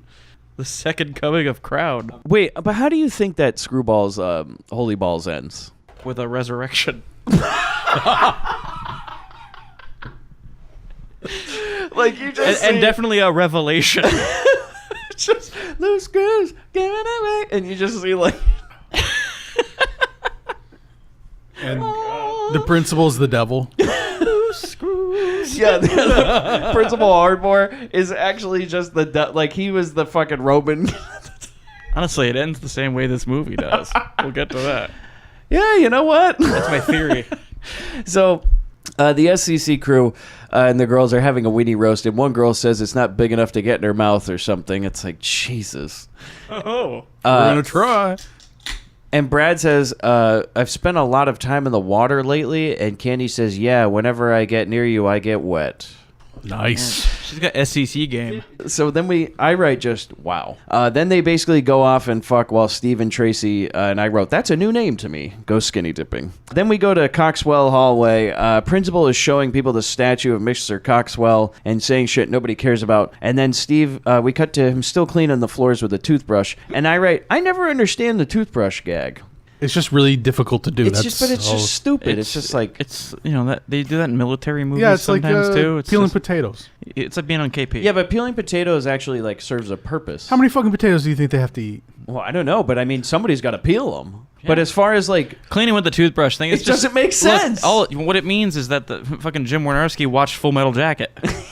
He's like, that seems like something you could make a guy do. and all the cocaine sessions from he just goes like, yeah, I think I saw something about that, and just puts it in. So Yeah. I thought a better punishment. Kubrick Would, loved this movie, by the way. oh really? I always thought a better punishment would be to just like make somebody dig a hole and then fill it and then dig it again and fill it. That would I thought drive you meant you like, insane. and then shoot them. No, that would be great too. Make him dig a Loose hole and then screws. kill them. Loose Screws Mafia This style. movie should have. They're just running through a building, raping everyone. Maybe a Jolly. All right, Jolly, we're gonna set up a point system here. What's hidden in the bread this time? How many points for the dog? Jolly, the dog don't count. You know, Sicilians Okay. aren't getting their due points.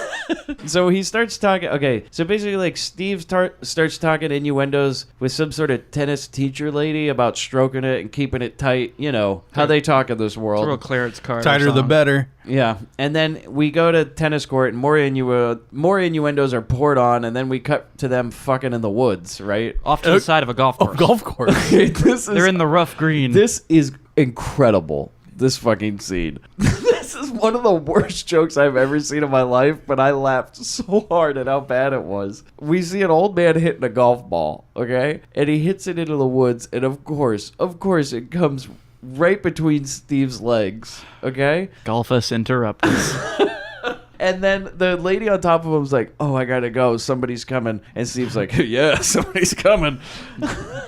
Somewhere there was a crime happening.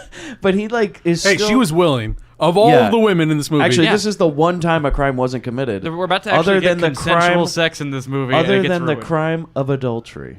This is other than the crime of adultery, which they'd be really upset about in Holy Balls. in our biblical history. Steve's ancestors be very upset with him. We cut to the old man hitting a golf ball in the woods, right? So she gets away. The old man comes in and sees the golf ball. Steve's like still kind of in a daze with his eyes closed. he came and then he passed out because he was finally relaxed. And the old man says, "This is great." He goes, "Sorry, buddy. Have to play it where it lies." And basically takes a 5-iron right to the testicles. Do you realize what I would do to fucking Bob Barker if he did that shit? When I recovered. I was gonna say you'd do nothing for like 10 minutes. Fucking hard at this scene because I'm like, this is literally the worst setup for a joke in history. It can't get worse. Like this is just like, what do we do here? We gotta have a point where a guy drives a 5-iron into a dick. Can we somehow work that in, Jim? It needed a joke though. Like they couldn't just have the golfer while they're having sex hit a ball and hit him in the balls. They had to set it up. We need a guy getting hit full They force. did, like full force with a line delivery before. Yeah, I think he's out of the game. By the way, did you notice he was hitting the wrong way? He was he was hitting towards the further. course. It was, "Sorry, kid, I'm gonna have to hit you in the balls." Like this was intentional. Like the ball landed towards Steve. The old man just assaulted him. That's all it was. man- Just straight up, he just saw this kid laying here and was like, "You know what? Fuck you." Wham. Because he just hits it the wrong way. Like It's a completely separate movie about a guy who just goes around beating people with a golf club. that's Screwball 6. Science class. Hugh is mixing all sorts of chemicals, and then he like puts a bra into this liquid, and he's about to commit another sex crime. We're at Muppet Labs. Dr. Bunsen Honeydew has figured out an acid that will only dissolve bikinis. Yeah. Well, okay. Beaker's excited. So we cut to Hugh. We cut to Hugh and Marvin. Yeah, Marvin really should have played a Beaker. Yeah. It's just his mouth's always full, so all he can do is... There should have been a part where he fucked a hoagie. I mean, it would have made so much sense. And he counts it. He's like, well, I got 10 points. 10 They're like, points. And then "Hoagies don't tosses a count." sandwich in the trash. Loose screws. That's our Surf 2 connection. Hugh and Marvin have again decided to film their crime. And I write, so this court case is going to be real open and shut because that VHS, once it's discovered. Yeah. Oh, boy. I'm going to burn that tape if you don't Like, want to this go is away. like, I wrote at one point, this is what, because I was reading, at the time of watching this movie, we were hearing about the Cosby trial. Yeah. And how apparently his defense rested after like 15 minutes. And I'm like, did they just play Screwballs 2 and walk out of the room? I think so. And we're just like, if you can get away with this, like, usually the lawyer just goes, "Ladies and gentlemen of the jury, I'd like to present to you the 80s. And then Right. he just walked out of the room, and that was it. Everybody was horny in the 80s. And then Bill just got up and went, "Hey," and walked out. God, that was fucking I bizarre. can't believe. Yeah, if you think Bill Cosby walked out of the courtroom and said the Fat Albert line, he did. You want to talk about a guy who isn't repentant? That he did a hey, hey, hey. Yeah, and he called up his good friend Woody. Christ. Woody, Cosby, and O'Reilly hitting the town. Oh, no. Do you think that they get a point for every time that they get away with it? Oh, that's 1,000. That is 1,000. He's like, I got 38 women complaining about me, and it was a mistrial. That is 1,000 points each. Yeah. 500 if you settle. That is a checkmate. That is game. Okay, so Hugh and Marvin are at the pool, I am right? disgusted. Hugh like sets up this camera pointed at the pool on a fucking tripod, and the girls, he goes to the girls, he says, "Will you be swimming for a while? Great. You're all going to be in my new movie, Wet Dreams." Why they aren't freaked out by this? Hey, we're cool with that. They're like, hey, whatever. Then he sneaks in and puts his formula into the pool water supply. So, okay, yeah, and it works. Yeah. You know, so we've just poured acid Okay. into the pool. Everyone is blind and sick. I was saying, At this point, right? wouldn't it be hilarious if it actually removed the women's skin instead of... Like, they're just screaming and the water's changing Yeah, colors. like a real loose screws. Like, and all these girls walk out and they're like all fucking corpses. God. Marvin's freaking out again. All the skeletons chasing after him. Honestly, though, like, yeah, everyone's vomiting and no one can see, but at least the boys got to see some titties. Well, so as I write, they get changed in their swimwear, and then all the swimsuits disappear, and then fucking Marvin jumps in the pool with a goddamn snorkel and goggles. Which means his swimsuit is supposed to disappear? He had it specially coated. Oh, sure. I bet he did. This Yeah. movie had continuity. It made sense.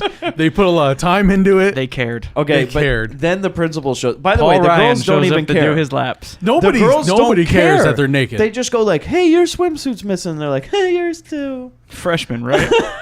And then the principal, Paul Ryan shows up and he goes, "I need to do my laps, boys." That's how he stays in shape. And- He's got to stay healthy because, Yeah. yeah. He notices the suit's missing and then he kind of enjoys it. Yeah, he gets a big smile. Is Well, that right? He did say he used to be one of them. Yeah. He's like, the old acid in the pool trick. I know you, Hugh. Good work, son. So we go to Brad in the car, and he's okay. This scene, oh wow! I just want to say we are in the '80s. Holy fuck, are we in the '80s? He is in the car reading a massage book, Oh, Christ. and he goes into. Okay, now where did he walk into? I thought it was a massage parlor. Yeah, manhandlers. Yeah, it's a massage parlor. He walks in, and then complete with Asian music, like a fucking gong hits as he walks in, just to accentuate the scene. And oh my god. Brad walks in wearing a fucking Fu Manchu mustache and the most insane, like, fucking Breakfast at Tiffany's Asian accent. This is horrible. This And is not. It's the French teacher, so it's moans a lot. Yeah. He paid the actual masseuse, who we find out is the name of. Paid him! He paid him to scram. take a walk and to get his karate gi. And then that guy's name was actually Hung Lo. Yeah. Basically, he tries to rape the French woman while she's massaging her, because in that book he read, like, if you do it a certain way. points will arouse, and it's working. Like, Yeah. he's doing his magic, but then his nails are too long. And that's what I got from there. Is Oh, that he okay. he didn't clip his nails right, and she feels the difference. It's like, ow, what do you do? And she turns around and looks up at him and says, "You're not hung low." And he goes, "Would you believe I'm his brother, well hung low?" Oh my god. Loose screws. Yeah. Oh my god. Do you think there was ever a point in the Fox offices when O'Reilly came in with a Fu Manchu and tried to give Megyn Kelly a massage? Oh yeah. Hey, Ale, set up your office like he's like, "Megan, guess what? We got all the ladies a massage for the day." And he's like, "Just come over this way." She goes, "That's Roger Ailes' office." He goes, No, it's the parlor. See the sign we made? Today it's Hung Low's office. It's all printed in like that old printer paper with like the fucking dots on the side of it. God. And Roger Ailes It's is in about there. quality level of the sheriff from Human Tornado. You know Roger Ailes was in there with a big gong, and he hits it when she walks yeah. in and everything. He's throwing the salt and everything. So then she screams, and I write, so like he conned his way into getting this massage parlor. What is this, Sex Crime 50? Yep. Like, Take a holy shot. fuck. And then I write, so his punishment is that of Bart Simpson. Absolutely. He just has to write his name on the chalkboard. Not his or name. something. He actually has to write the phrase, "I will not make sexual advances towards the female teachers of this institution." Over and over again, like the Yeah. beginning of The Simpsons. It's Then the he Bart jumps. Simpson Then gag. he like jumps out the window on a skateboard. Whips down the street, almost runs into Barney. I write, was he massaging a woman at the school? No, it was outside the school. Because like this It's was still one very of the female confusing. teachers of Yeah. the institution. But How that, about the yeah, stalking charge of finding honestly, out and where the- she is that's the getting thing massage? You can't get detention for these things that Yeah, they're doing. call They're the not doing them cops. at school. Call the cops. The principal has no jurisdiction over this particular sex crime No, at all. All you can do is call they're the not police. minors. Yeah, like they are adults sexually assaulting other adults off campus. Like, there's no amount of shit to write on the chalkboard to fix that. Then we go back to the beach, right? And so the SCC, the Sex Crime Boys, Sex Crimes crew, are doing nothing. But Hugh then says his plan worked out to get some points on the board, right? Right. And then cut to him and Marvin carrying a giant ladder to the French teacher's house. And you know what Sex time it is. My favorite recurring thing in these kinds of movies. Yeah. It's bros helping each other jerk off. What do you see? I'll pull Oh, down my man. pants. You describe. Yep, you get up on that ladder and you tell me all about it and tell it slow. Because every guy does this. But don't worry, he doesn't have to actually, because Hugh, as you know, films everything. Right. So he has brought a fucking VHS camera, his camera, to her bedroom window, and he just films her while she's getting undressed and like just blow drying herself. Not blowing herself. I'm not speaking in innuendos like the movie. She's using a blow dryer, and Marvin's holding the ladder, but then like a dog starts nibbling on his leg. It's a whole thing. You know what I realized? This is another way that this is like RoboCop for sex comedies, because all of Hugh's memories are admissible as evidence. He recorded everything. Yeah. And so the principal shows up to the house, of course, and the French teacher like catches Hugh and does the old smack the hand on the windowsill, and he falls. The Ernest P. Worrell. He fucking dies because he falls. He falls off this fucking window. He crashes back into the house from House 2. Oh my god.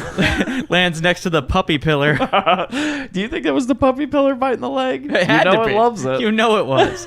And then instead of prison, his punishment is just clean school windows. Yeah, okay. But he lost his camera, right? In that moment, he dropped it in her room. Yeah, he left it at her house. Did they ever tell us Oh how my he god! Could you gets it imagine? back? Could you imagine if she played that tape?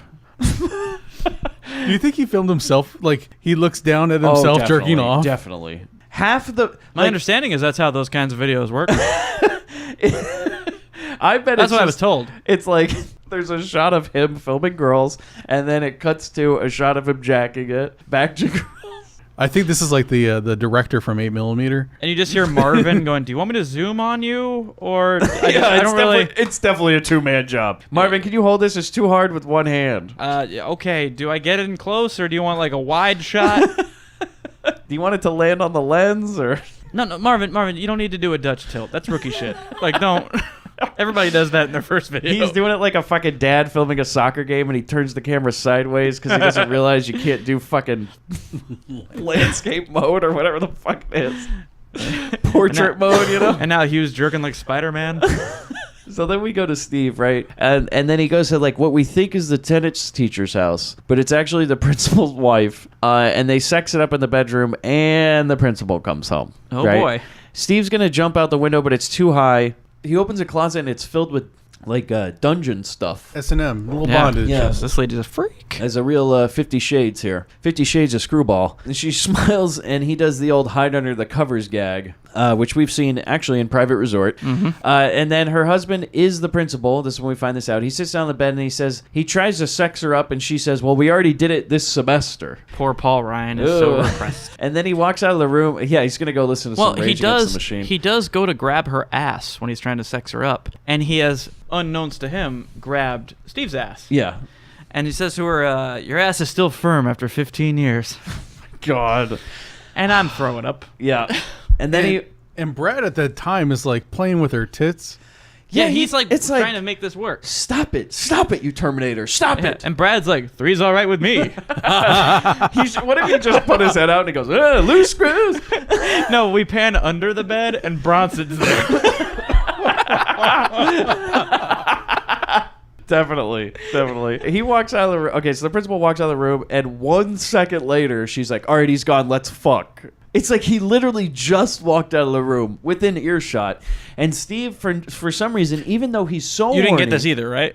Yeah, This he's is so horny confusing. the whole movie. He's like, no, you know what? I'm a monogamous man. I don't get it. I don't know. Like he respects. discovering that. He respects marriage. This is a real holy ball scenario where he respects the sanctity of marriage. However, he's tweaking her nipples while her husband's trying to talk to her. So Hey, he's Bobby, clearly okay with it. That's just to get a few points on the board, okay? You gotta do what you gotta do. Even though if you're getting blown out in a basketball game, you still got to get those points at the end of the game. This Make it movie look respectable, okay? This movie needed the scrolling numbers for each person on each time they scored. That's what I'm saying. It should have been video game numbers over their heads. I think we could recut it and add that.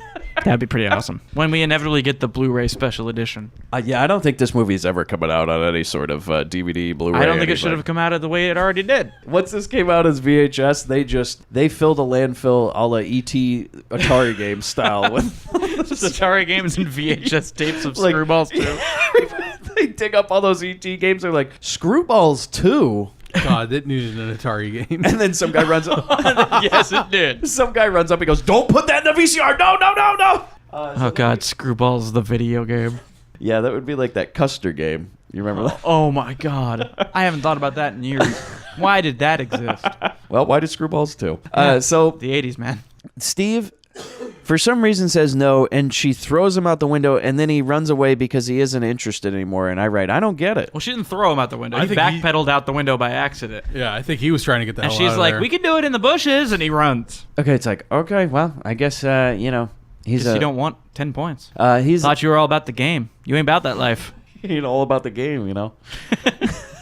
So we go to the SEC dorm. Hugh has his computer. Oh my God. So now Hugh has found the schematics of the girls' changing room, and they're trying to find a way in. And apparently the computer can talk to you, and you can talk to it. and it'll answer you, and it'll come up with the ideas.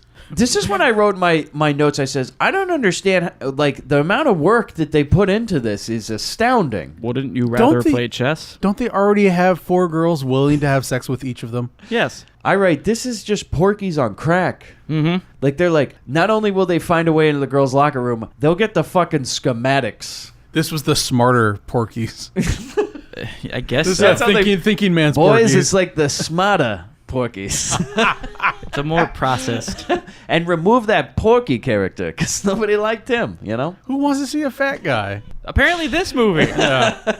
We're going to make him a character. So then we go to the break-in, as I put it. The fucking heist, okay? Oh, God. The sex crime crew sends all of the people, sends of all people, Marvin, the fat man, into the ceiling vents. A T-bar ceiling, like a wire-held, aluminum-framed T-bar ceiling that can't support more than, like, I don't know, 20 pounds. Yeah, and they send He up was just tried this. the heaviest man in the crew to the vents. Why not? And then he's made it into the changing room, and they all get out of the pool. So all the girls get out of the pool to go change. And Marvin's, I write, very obvious. He's like ceiling cat. Okay, so the reason that, staring at from a hole in the ceiling. my theory that the reason they had to send Marvin was they didn't want him so far behind in points, so they had to send him in there for him to get points. That's the only reason he had to go. Trying to keep it interesting, but he should already be way ahead in points from all the looksies. yeah, I know. he has racked up looksies like you wouldn't believe. These points Nickel make no and sense. dime. You know, he doesn't go Nickel for and those. diming it, man. He doesn't was go gonna for do those it. 3-pointers. He goes for the slam dunks. You know what? They you know? teach you that. I took basketball in high school. I was on the team. He goes for the easy You know two. what? You don't keep trying to sink those threes all day. Yeah. Get in there and do some layups, man. We're gonna get there. Yeah, go He's tell just- Steph that. Marvin's just layup. Yeah. Just finger curls. Oh, like imagine this scene. You're in like a classroom, like a public school classroom, and somebody has removed one of those ceiling tiles. You would know. I'd notice. You would definitely fucking know a man's face coming through, like he's like A very large face. looking through the ceiling tile at them and going. He's, by the way, on a 2-way radio to them, right? Just going, oh my God, whoa, blah, blah, blah," and he's just sitting there, like, just screaming. And none of the girls seem to notice, or they just don't care. Because, you know, to be honest, the way these girls have acted, like, with their bathing suits disappearing or whatever, Marvin, if you just knocked on the door, they'd let you in. Yeah. Like, they'd just be like, whatever, you can sit down there and watch. It's fine. Yeah. We don't Honestly, care. at this point, he could walk in and be like, what do you guys think? My dick? They'd be And they'd be like, yeah, whatever. At least 3 people in this movie would be like, sure, let's do this. You could have just pulled the same thing that Brad did and just dress up like a woman, because he will eventually. Oh, we get it. We got a Bradine reprise. Oh, that's right. Like, they could have just dressed up like women and went in the locker room and be like, oh, we don't want to change. This is a forgot how lot more this movie successful than that cross-dressing at Muggsy's girls. Oh, yeah. So then the girls leave, right, and the French teacher arrives, and Marvin's just screaming over the radio, and then the principal sneaks up on the boys, right, the crew, and he steals the radio from them, and he's listening in, and then Marvin breaks through the ceiling and falls into the room. Uh-oh. Go to the principal's office. And he lands on Von Blow. Oh, yeah. Who was he did. apparently there the whole time. Yeah, Well, all not these girls were noticing. changing. Yeah. Yeah, of course he was. Naturally. This is a scene out of Porky's. Better take your showers. Or, I'm sorry, your baths. Get clean, Bradine. So then we go to the principal's office, and instead of calling the police, he tells them they can't go out after 8. This is another Can't use- situation where I'm like, you don't have the jurisdiction for that, dude. Yeah, he's like, you can't ban that. You can't go out after 8. You can't use the pool, and you can't have any sort of contact with the opposite sex. I'm like, 911. Yeah. It's just that fucking easy. But then we go back to the boys' dorm. They're bored. They haven't been able to commit a sex crime in at least 2 hours. Now let's talk about this for a second. Okay, the way we've set this up. Like, you guys are banned from any interactions with the opposite sex. We cut immediately to these 4 dudes hanging out in a room in their underwear, talking about how sexually repressed they all are. Yeah. I says it's This been can only end with them screwballing each other. Like one dude's just playing the guitar. That was Screwballs 3. Screwballs 3. Yeah, this turns into a homosexual porn. There's no way it doesn't. So they haven't been able to commit a sex crime in maybe 2 hours. And they're already just so sexually repressed. And then Brad says, gentlemen, I say screw it. Tonight we party. And then they just sneak out anyways. So literally Which within makes minutes. sense. You can't enforce this rule. And I write, these guys need to be locked away for good. Oh, yeah. Like, yeah. I would think even in a prison, they try to do a fucking complex prison break just to get out and get a look-see, as they call it. They need to be sent to that prison in Syria from Hell Squad. they need a plate full of sand. They need chained up. If they were in Alcatraz, they would fucking break out, and all you would see is guys backstroking through the water with dicks pointing straight up. Like periscopes. As they just Ping, go to the ping, shore. Ping, ping. So we go to a strip club. They couldn't help themselves. I mean, seriously. These The guys strip are club is beyond called help. the Pig Pen. Yeah, and it's hosted by a man who I put Leisure Suit Larry. I like that it's named after the Dirty Peanut. He comes on stage, right? So Leisure Suit Larry's on stage, and he introduces Magna cum laude. the wet t-shirt contest. And the ladies come on stage. Hugh is filming again. And by the way, Hugh in this scene is dressed like Blossom. Yes. He's got a fucking bucket hat and like a scarf. He looks like downtown Julie Brown. in a big fucking VHS camera. Yeah. And he's invited on stage to pour the water on the girls. And I write, there is 14 minutes left in this movie, and it has not gone anywhere in terms of There's a plot. nothing has happened. And it's not slowing down. Yeah.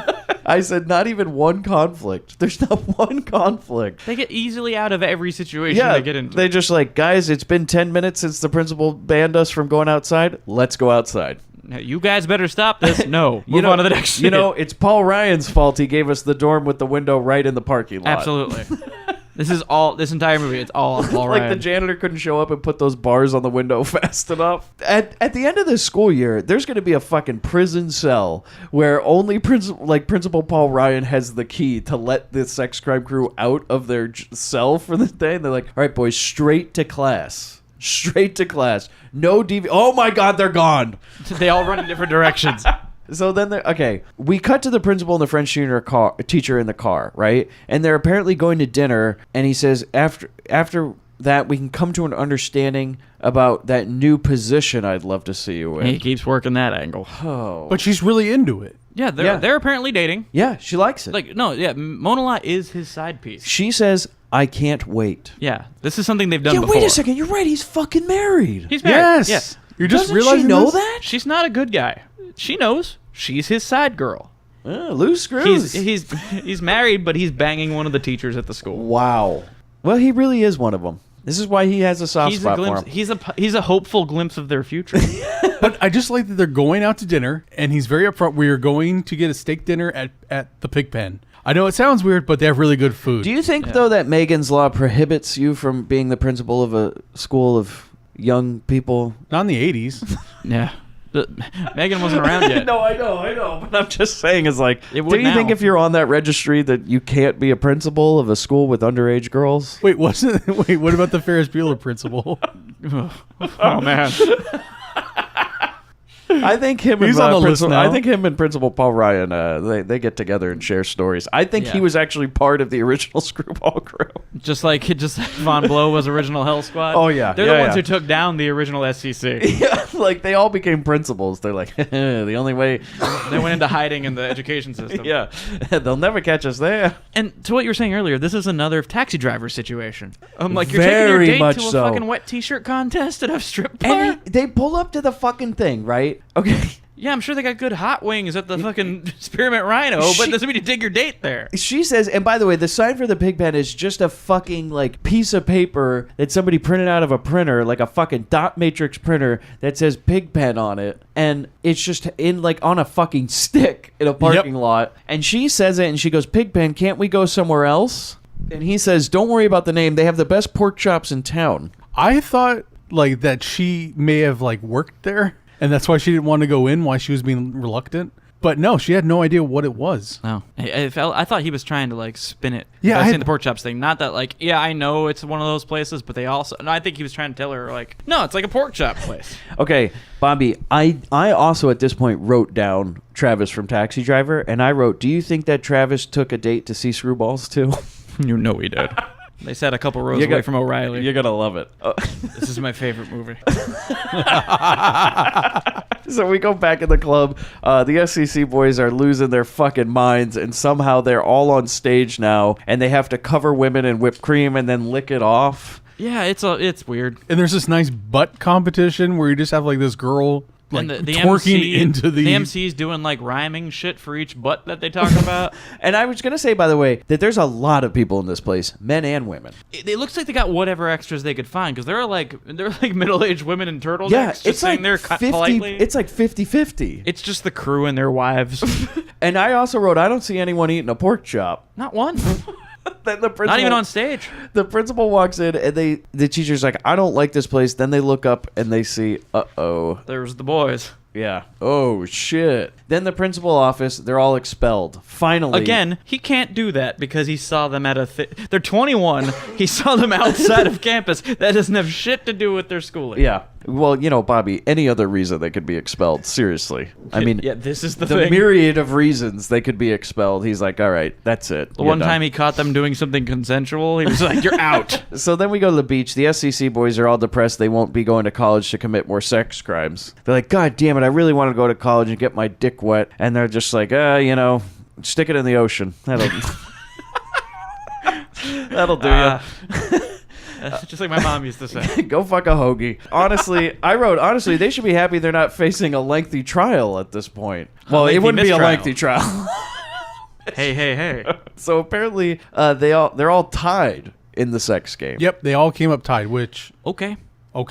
And they say, well, we should all just get back at that principal. Cut to the plan. So the boys sneak into the auditorium and put something into this giant statue. Cut to the next day. They're all now dressed up like women, very badly, by the way. That's where we get the return of Bradine. Yeah, and all of them are dressed up like women. Hugh just is dressed up like a I don't want to say, it's a real horrible thing to say, but like a butch lesbian. You can go with that. He's just has the same hair. He has the look. He's not wearing much more or less than what he was usually wearing. Doesn't even have a wig. No, he he just uses- has his same haircut with glasses He's on. got like and a Katie dress. Lang thing going on. And the principal's all like, oh, I don't remember any of you, but okay, you can come in. And then the chairman of the Board of Education is here, okay? Coxwell was his great-great-grandfather, and this presentation is very important to him, and I write, oh boy. That was his gramps. Yeah. The presentation starts. These girls are in the back. Okay, so the girls who allowed the boys to commit all these sex crimes on them and didn't care are helping them now. And they're in the back, and they switch a film reel by seducing an old man projectionist. Mm-hmm. Then the French teacher unveils this statue. Everything seems to be fine. And then They do their film presentation outlining the history of Coxwell Academy. Yeah, and they tape. start, oh no, it's Hugh's movie Wet Dreams. Now, here's an issue with this. It starts with a woman holding a card that says Erection Films Incorporated. His name is Hugh G. Rection. Yeah. That means that he is the only character in this movie that is aware that his name is a pun. For sure. Aware of the play on words. Like, this got meta for a second. This is the Deadpool of this story. The guy who's filming all of this. He's filming Screwballs too this whole time. I could see that. Because he's the only guy who gets it. That this is all a gag. Everything in this is a joke. At one point, I was like, oh no, is this going to be a movie of Hugh just jacking off? God, it's that do you tape? think that Hugh's real movie of Wet Dreams is just so it's like the VCR playing his footage that he's gotten, and then it's him sitting in front of the VCR just going like this? and However, that's the movie? he is a college student aspiring filmmaker, so there's a lot of like black and white close-ups of his sleeping face. And then cutting to him jacking off, Yeah. and then back to like his eye opening, and it's tilting. We're doing a lot of wipes. But instead, it's like We're using a lot of wipes. Yeah, a lot of wipes. We're using every kind of wipe you can imagine. But this is what you're saying, Hughes. How did he get the camera back? Because apparently the camera was just recording the principal and the French teacher like trying to have sex in her room. So it's to be assumed that when he dropped it, it kept recording, and Yeah. they didn't know it was in there. And then somehow he got it again. Yeah, lost footage of how they did that rescue mission. Yeah, there's a deleted scene where they went back up the ladder. Which we know there is a deleted scene because somehow they're all equal in points. There's some stuff missing. Yeah. So then the film burns up, and the chairman fires both the principal and the French teacher. Then the statue comes alive and starts to spew out, quote, screw fumes, according to Hugh. So basically, Hugh just date rape drugged an entire He auditorium. Cosby'd an entire audience. Or at least the stage. Loose screws. Loose screws. Yeah, Because- only the stage. Apparently it doesn't reach the Because the audience. superintendent and, what's her name? Hold on. Oh, Von Blow? Thank you. And Von Blow, they jump Paul Ryan. They Yeah. take him to the ground. Yeah, and they start Both to, of them start to go for it. Go real dominatrix on him. And Ms. Monalot gets up and starts strip dancing. Yeah. And then, holy fuck, I write, at this point I go, well, why didn't they just use that screw fume earlier? To begin with. Could have made this movie a lot easier. So, Miss Lot, her stripping gets to the point where she finally, what we've been waiting for this whole movie, we get to see her tits. And it's like... And they get a standing ovation from the audience who isn't Jesus drugged. Christ. So everyone, all the moms and dads, everyone, standing ovation, full applause break. And then the And statue, everybody in the theater for Screwballs 2 was clapping. absolutely. You know. This is the triumphant finale. Dick's at attention. People were crying out of joy. Finally, I thought she was going to go not topless this whole movie. Thank God, thank God. O'Reilly's tray just slapped the back of the table. Hard then soft, hard then soft, and then you explode. And even the statue, which is now an animatronic, looks at Ms. Lot's tits and goes, and then explodes. I said it becomes sentient, like sentient. Yeah. It becomes alive and orgasms. It definitely orgasms. It climaxes so hard that it blows up. And then the last thing we see is the SEC crew is playing on stage like it's the fucking end of Revenge of the Nerds. The boys show up as a band and sing a fun song. Now, here's a theory of mine. Like, what the hell is this? I have a theory about this. I don't know if you noticed this, but the boys are all clad in all white. And they're mysteriously suddenly playing music in some other area. That explosion killed everyone in that auditorium. When the statue holy blew up, balls. the boys all died. This is the prequel to, not the prequel. This is the setup for Holy Balls. These kids are dead now. They're in heaven playing musical instruments, clad in all white. And for all eternity. They're in sexual assault heaven. Yeah. So yeah, truly, that is my theory about the end of this movie: is that our protagonists all die. They're dead at the end of this movie. Yeah, I could see that. And they're just playing in purgatory somewhere. Yeah, definitely not heaven. Hell. Yeah, it can't Well, be heaven. no, they are part of the Holy Trinity. They're hanging out up there with that teenage boy who ate the cheeseburger. Recommendations? Absolutely, yes. Yeah, 100% for me. I'll be the dissenting opinion. This movie's garbage, man. It made, But the best type of garbage. It is. Go ahead and take a look.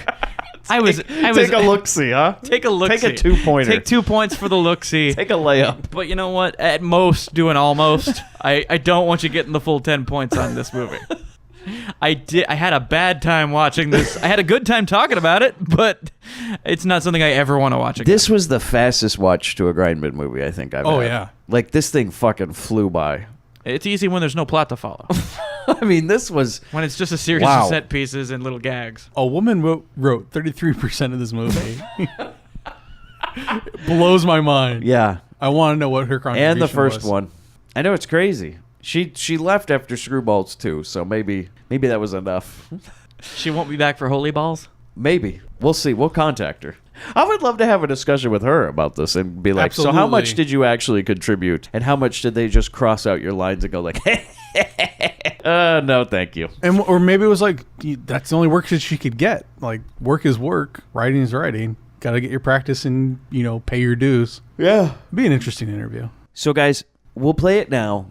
Some very interesting observations about Screwballs from our good friend, our mysterious friend, Spider McGee. Hello, my name is Spider McGee, as far as you know, and I'm a fan of the show. Now, Mike had told me that they're having the Screwballs 2, or Loose Screws, on the show this week. And so this is like the greatest movie ever made, right? So when I was a teen, they used to play these shows on Showtime Wednesday night, late at night, so the kids couldn't get to it, It was called Showtime After Hours. So they'd play all these European dubbed schoolgirl films, and the TNA films, and eventually they did Screwballs and then Loose Screws.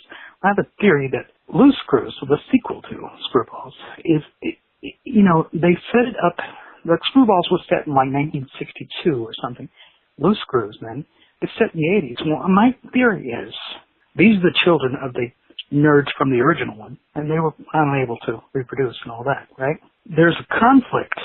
You see, in the 80s, we had to search out porn. It was not a thing that you just were able to get. You had to seek it out and go find the right video store and know a person who traded a Tracy Lords tape to you allegedly.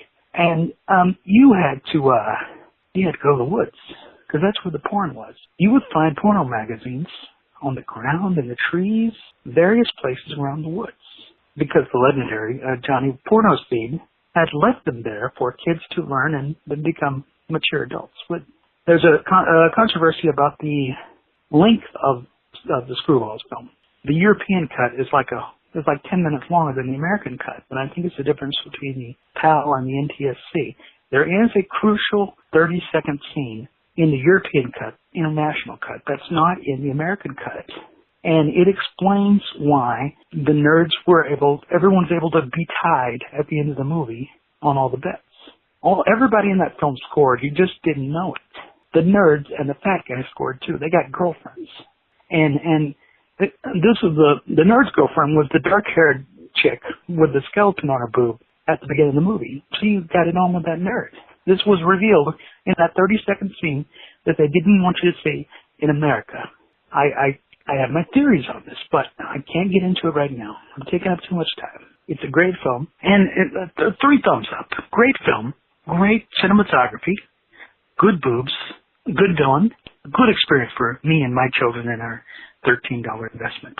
But theory, real quick, why they didn't want... all right, Pretty in Pink. The original ending to Pretty in Pink was the nerd got the girl. But apparently audiences didn't like that. They didn't want Ducky to get the girl, right? They didn't want him to end up with Molly Ringwald. They wanted the asshole to end up with Molly Ringwald. The ending then didn't work, and they reshot it.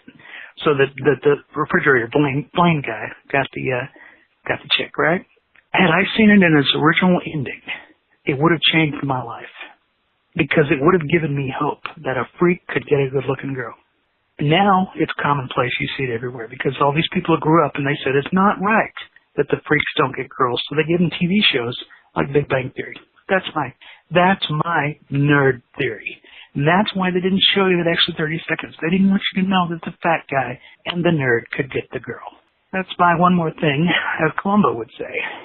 Enjoy the film, enjoy the show, good podcast, and I'll talk to you later. So now I think this kind of goes with what we were saying about there being like going all the way back to Jesus time, where Spider says that they were like the original Screwballs movie. What do you say took place in the 50s? Yeah, I think the 50s or 60s. And this takes place in the 80s. So the idea that the original characters in Screwballs, the progeny of the original, this is their kids, I would definitely think I'm would on be board true. With this. I like this because the more this is seriously a problem. Like the more these families breed, you got to get rid of them all. Like you got to exterminate this family from the earth. But for some reason, they just keep coming. Literally, they keep coming, and you can't stop them.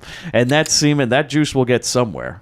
I think it's prime time for a sequel because now if you wait 5 years, so they hit like 25, 26, that would be like 94, right? And then we can start on, by the time that they're 21, 22, 23 right now in college, we have Screwballs 3 with their kids. It's time. I think it's time. We need to return to the scene of this crime. I do think, though, that like the third movie should set up some sort of like Gremlins-esque universe around them. Like there got to be rules for Screwballs. Like you can't get Steve wet. Like there should be like girls going like, okay, there are these screwball boys and you need to watch out for them. Here are the rules. Yeah, it's like 1, no boobs after midnight. You know what really blows some minds, fellas? The next Screwballs, it's the daughters. Oh no! No, yeah. What if flip that shit around? Like you just see like a people home video. Would die.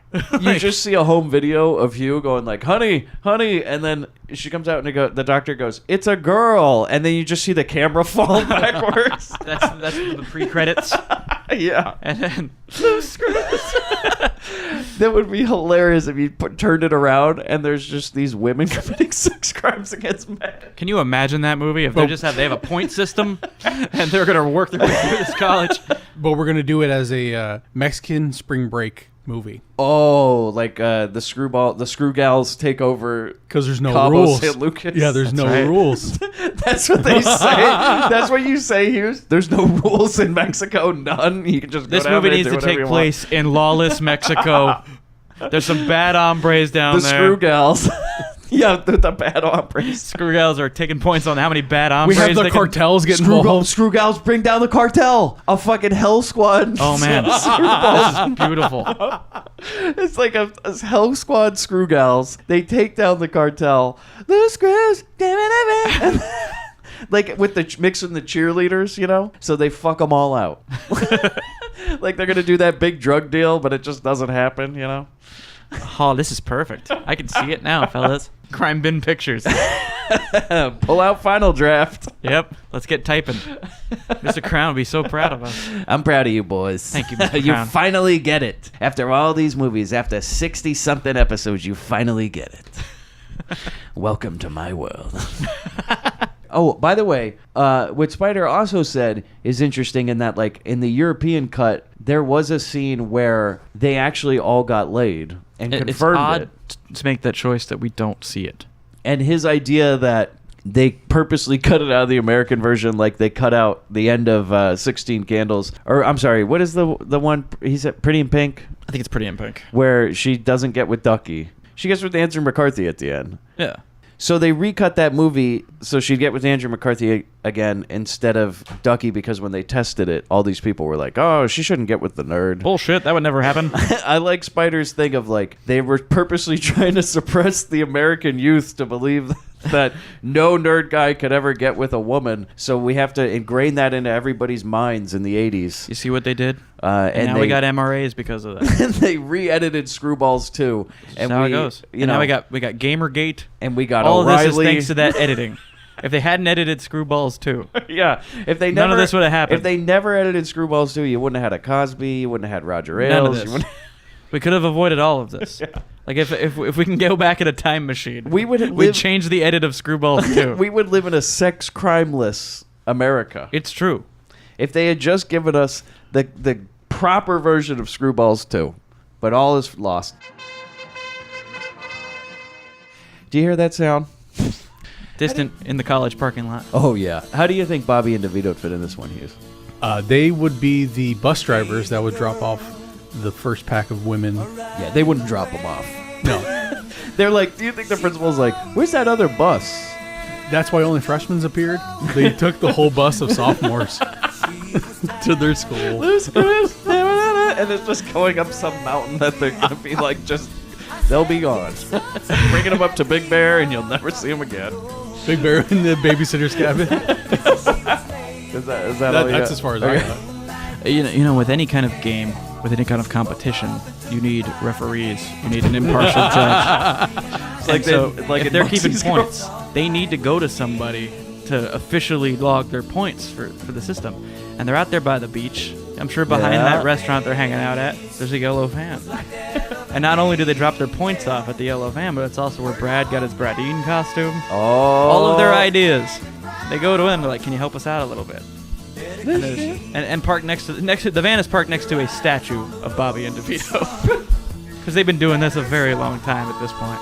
I could see it a lot like in Mugsy's Girls, where they had not only do they have a referee for the match, but they had those judges for no reason that were writing shit down. Who we Taking theorized points. were maybe just playing Keno. Like, do you think at any point in Screwballs 2 and maybe the European cut, you cut over and Bobby and DeVito are on like a fucking card table with like the hats on and everything, writing down notes, DeVito's going got like, the glasses on. And I was they got All the right, green Bobby. visor and like clipboards. he's like, Bobby, he's got 2 points. They're crunching the A numbers. lot of looksies here, a lot of looksies. They got the chalkboard behind them where they're writing it down. People Like- are taking bets. The way they got the final score was you hear. I think that definitely Bobby. He was a real prankster, and he tried to kill the principal. Absolutely. and maybe he never graduated. And they were like, Bobby, you got to come back to school, but we got a special school for you. And you just see them, like him doing that thing from the van where he's waving his hand out, going on his way to Coxwell. Oh, he would do well. He would do well. His shirt says "Trade me." I feel like Bobby's methods are a little bit more forward, though. Believe it or I think not, so. other than He's not gonna ask. like Bobby is even more forward than the Screwball crew, which is crazy to think. But I feel like his version of seducing the French teacher would just be laying in bed with a boner, and she undoes the covers, and he's already there, and he goes, "Man, you already here?" You just hear that vibrator drop, and just he's on the ground, and then just she looks up, and Bobby's holding it. You dropped it. Well, thank you again for joining us on another episode of The Grindbin. You can find us at grindhousefilm.com. Twitter, we're at GrindPod. Facebook, The Grindbin Podcast. And, you know, we're on Instagram and stuff. Yeah. So, Rate us, review us. Yeah. It's been Get a long involved. night. Subscribe. Yeah, that'd be great. Bobby, fuck that hoagie. Girls wanna dance. Maybe it's time for a new romance. Now we are loose screws breaking away. Summertime party, it's time to celebrate. Loose screws breaking away. Summer school was there and it's great.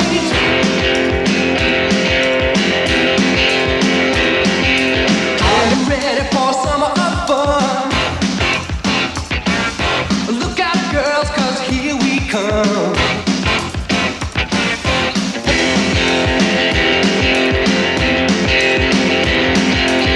Pretty baby, won't you come with me?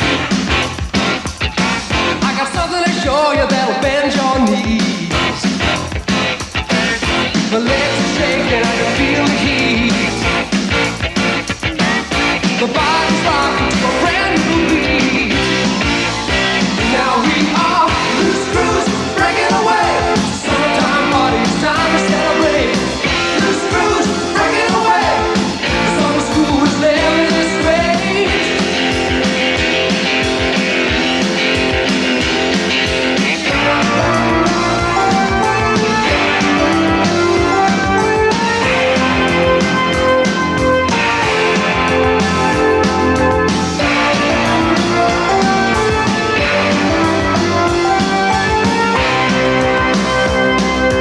Can you feel how it's gonna be? A night of loving for you and me. The legs are shaking, I can feel the heat. The body's rocking to a brand new beat. Now we are loose screws breaking away. Summertime party, it's time to celebrate. Loose screws breaking away. Summer school is there in this way.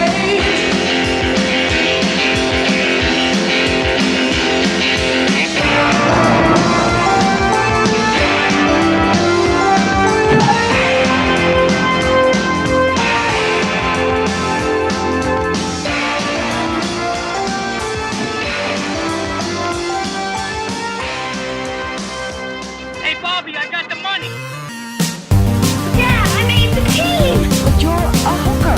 Get that goddamn thing out of your mouth. This bookie ain't got no real coach. Hello, Pizza Man. We're gonna play a little game, baby. I just love fun and games. Get a little girl all hot and horny. You could have been decent once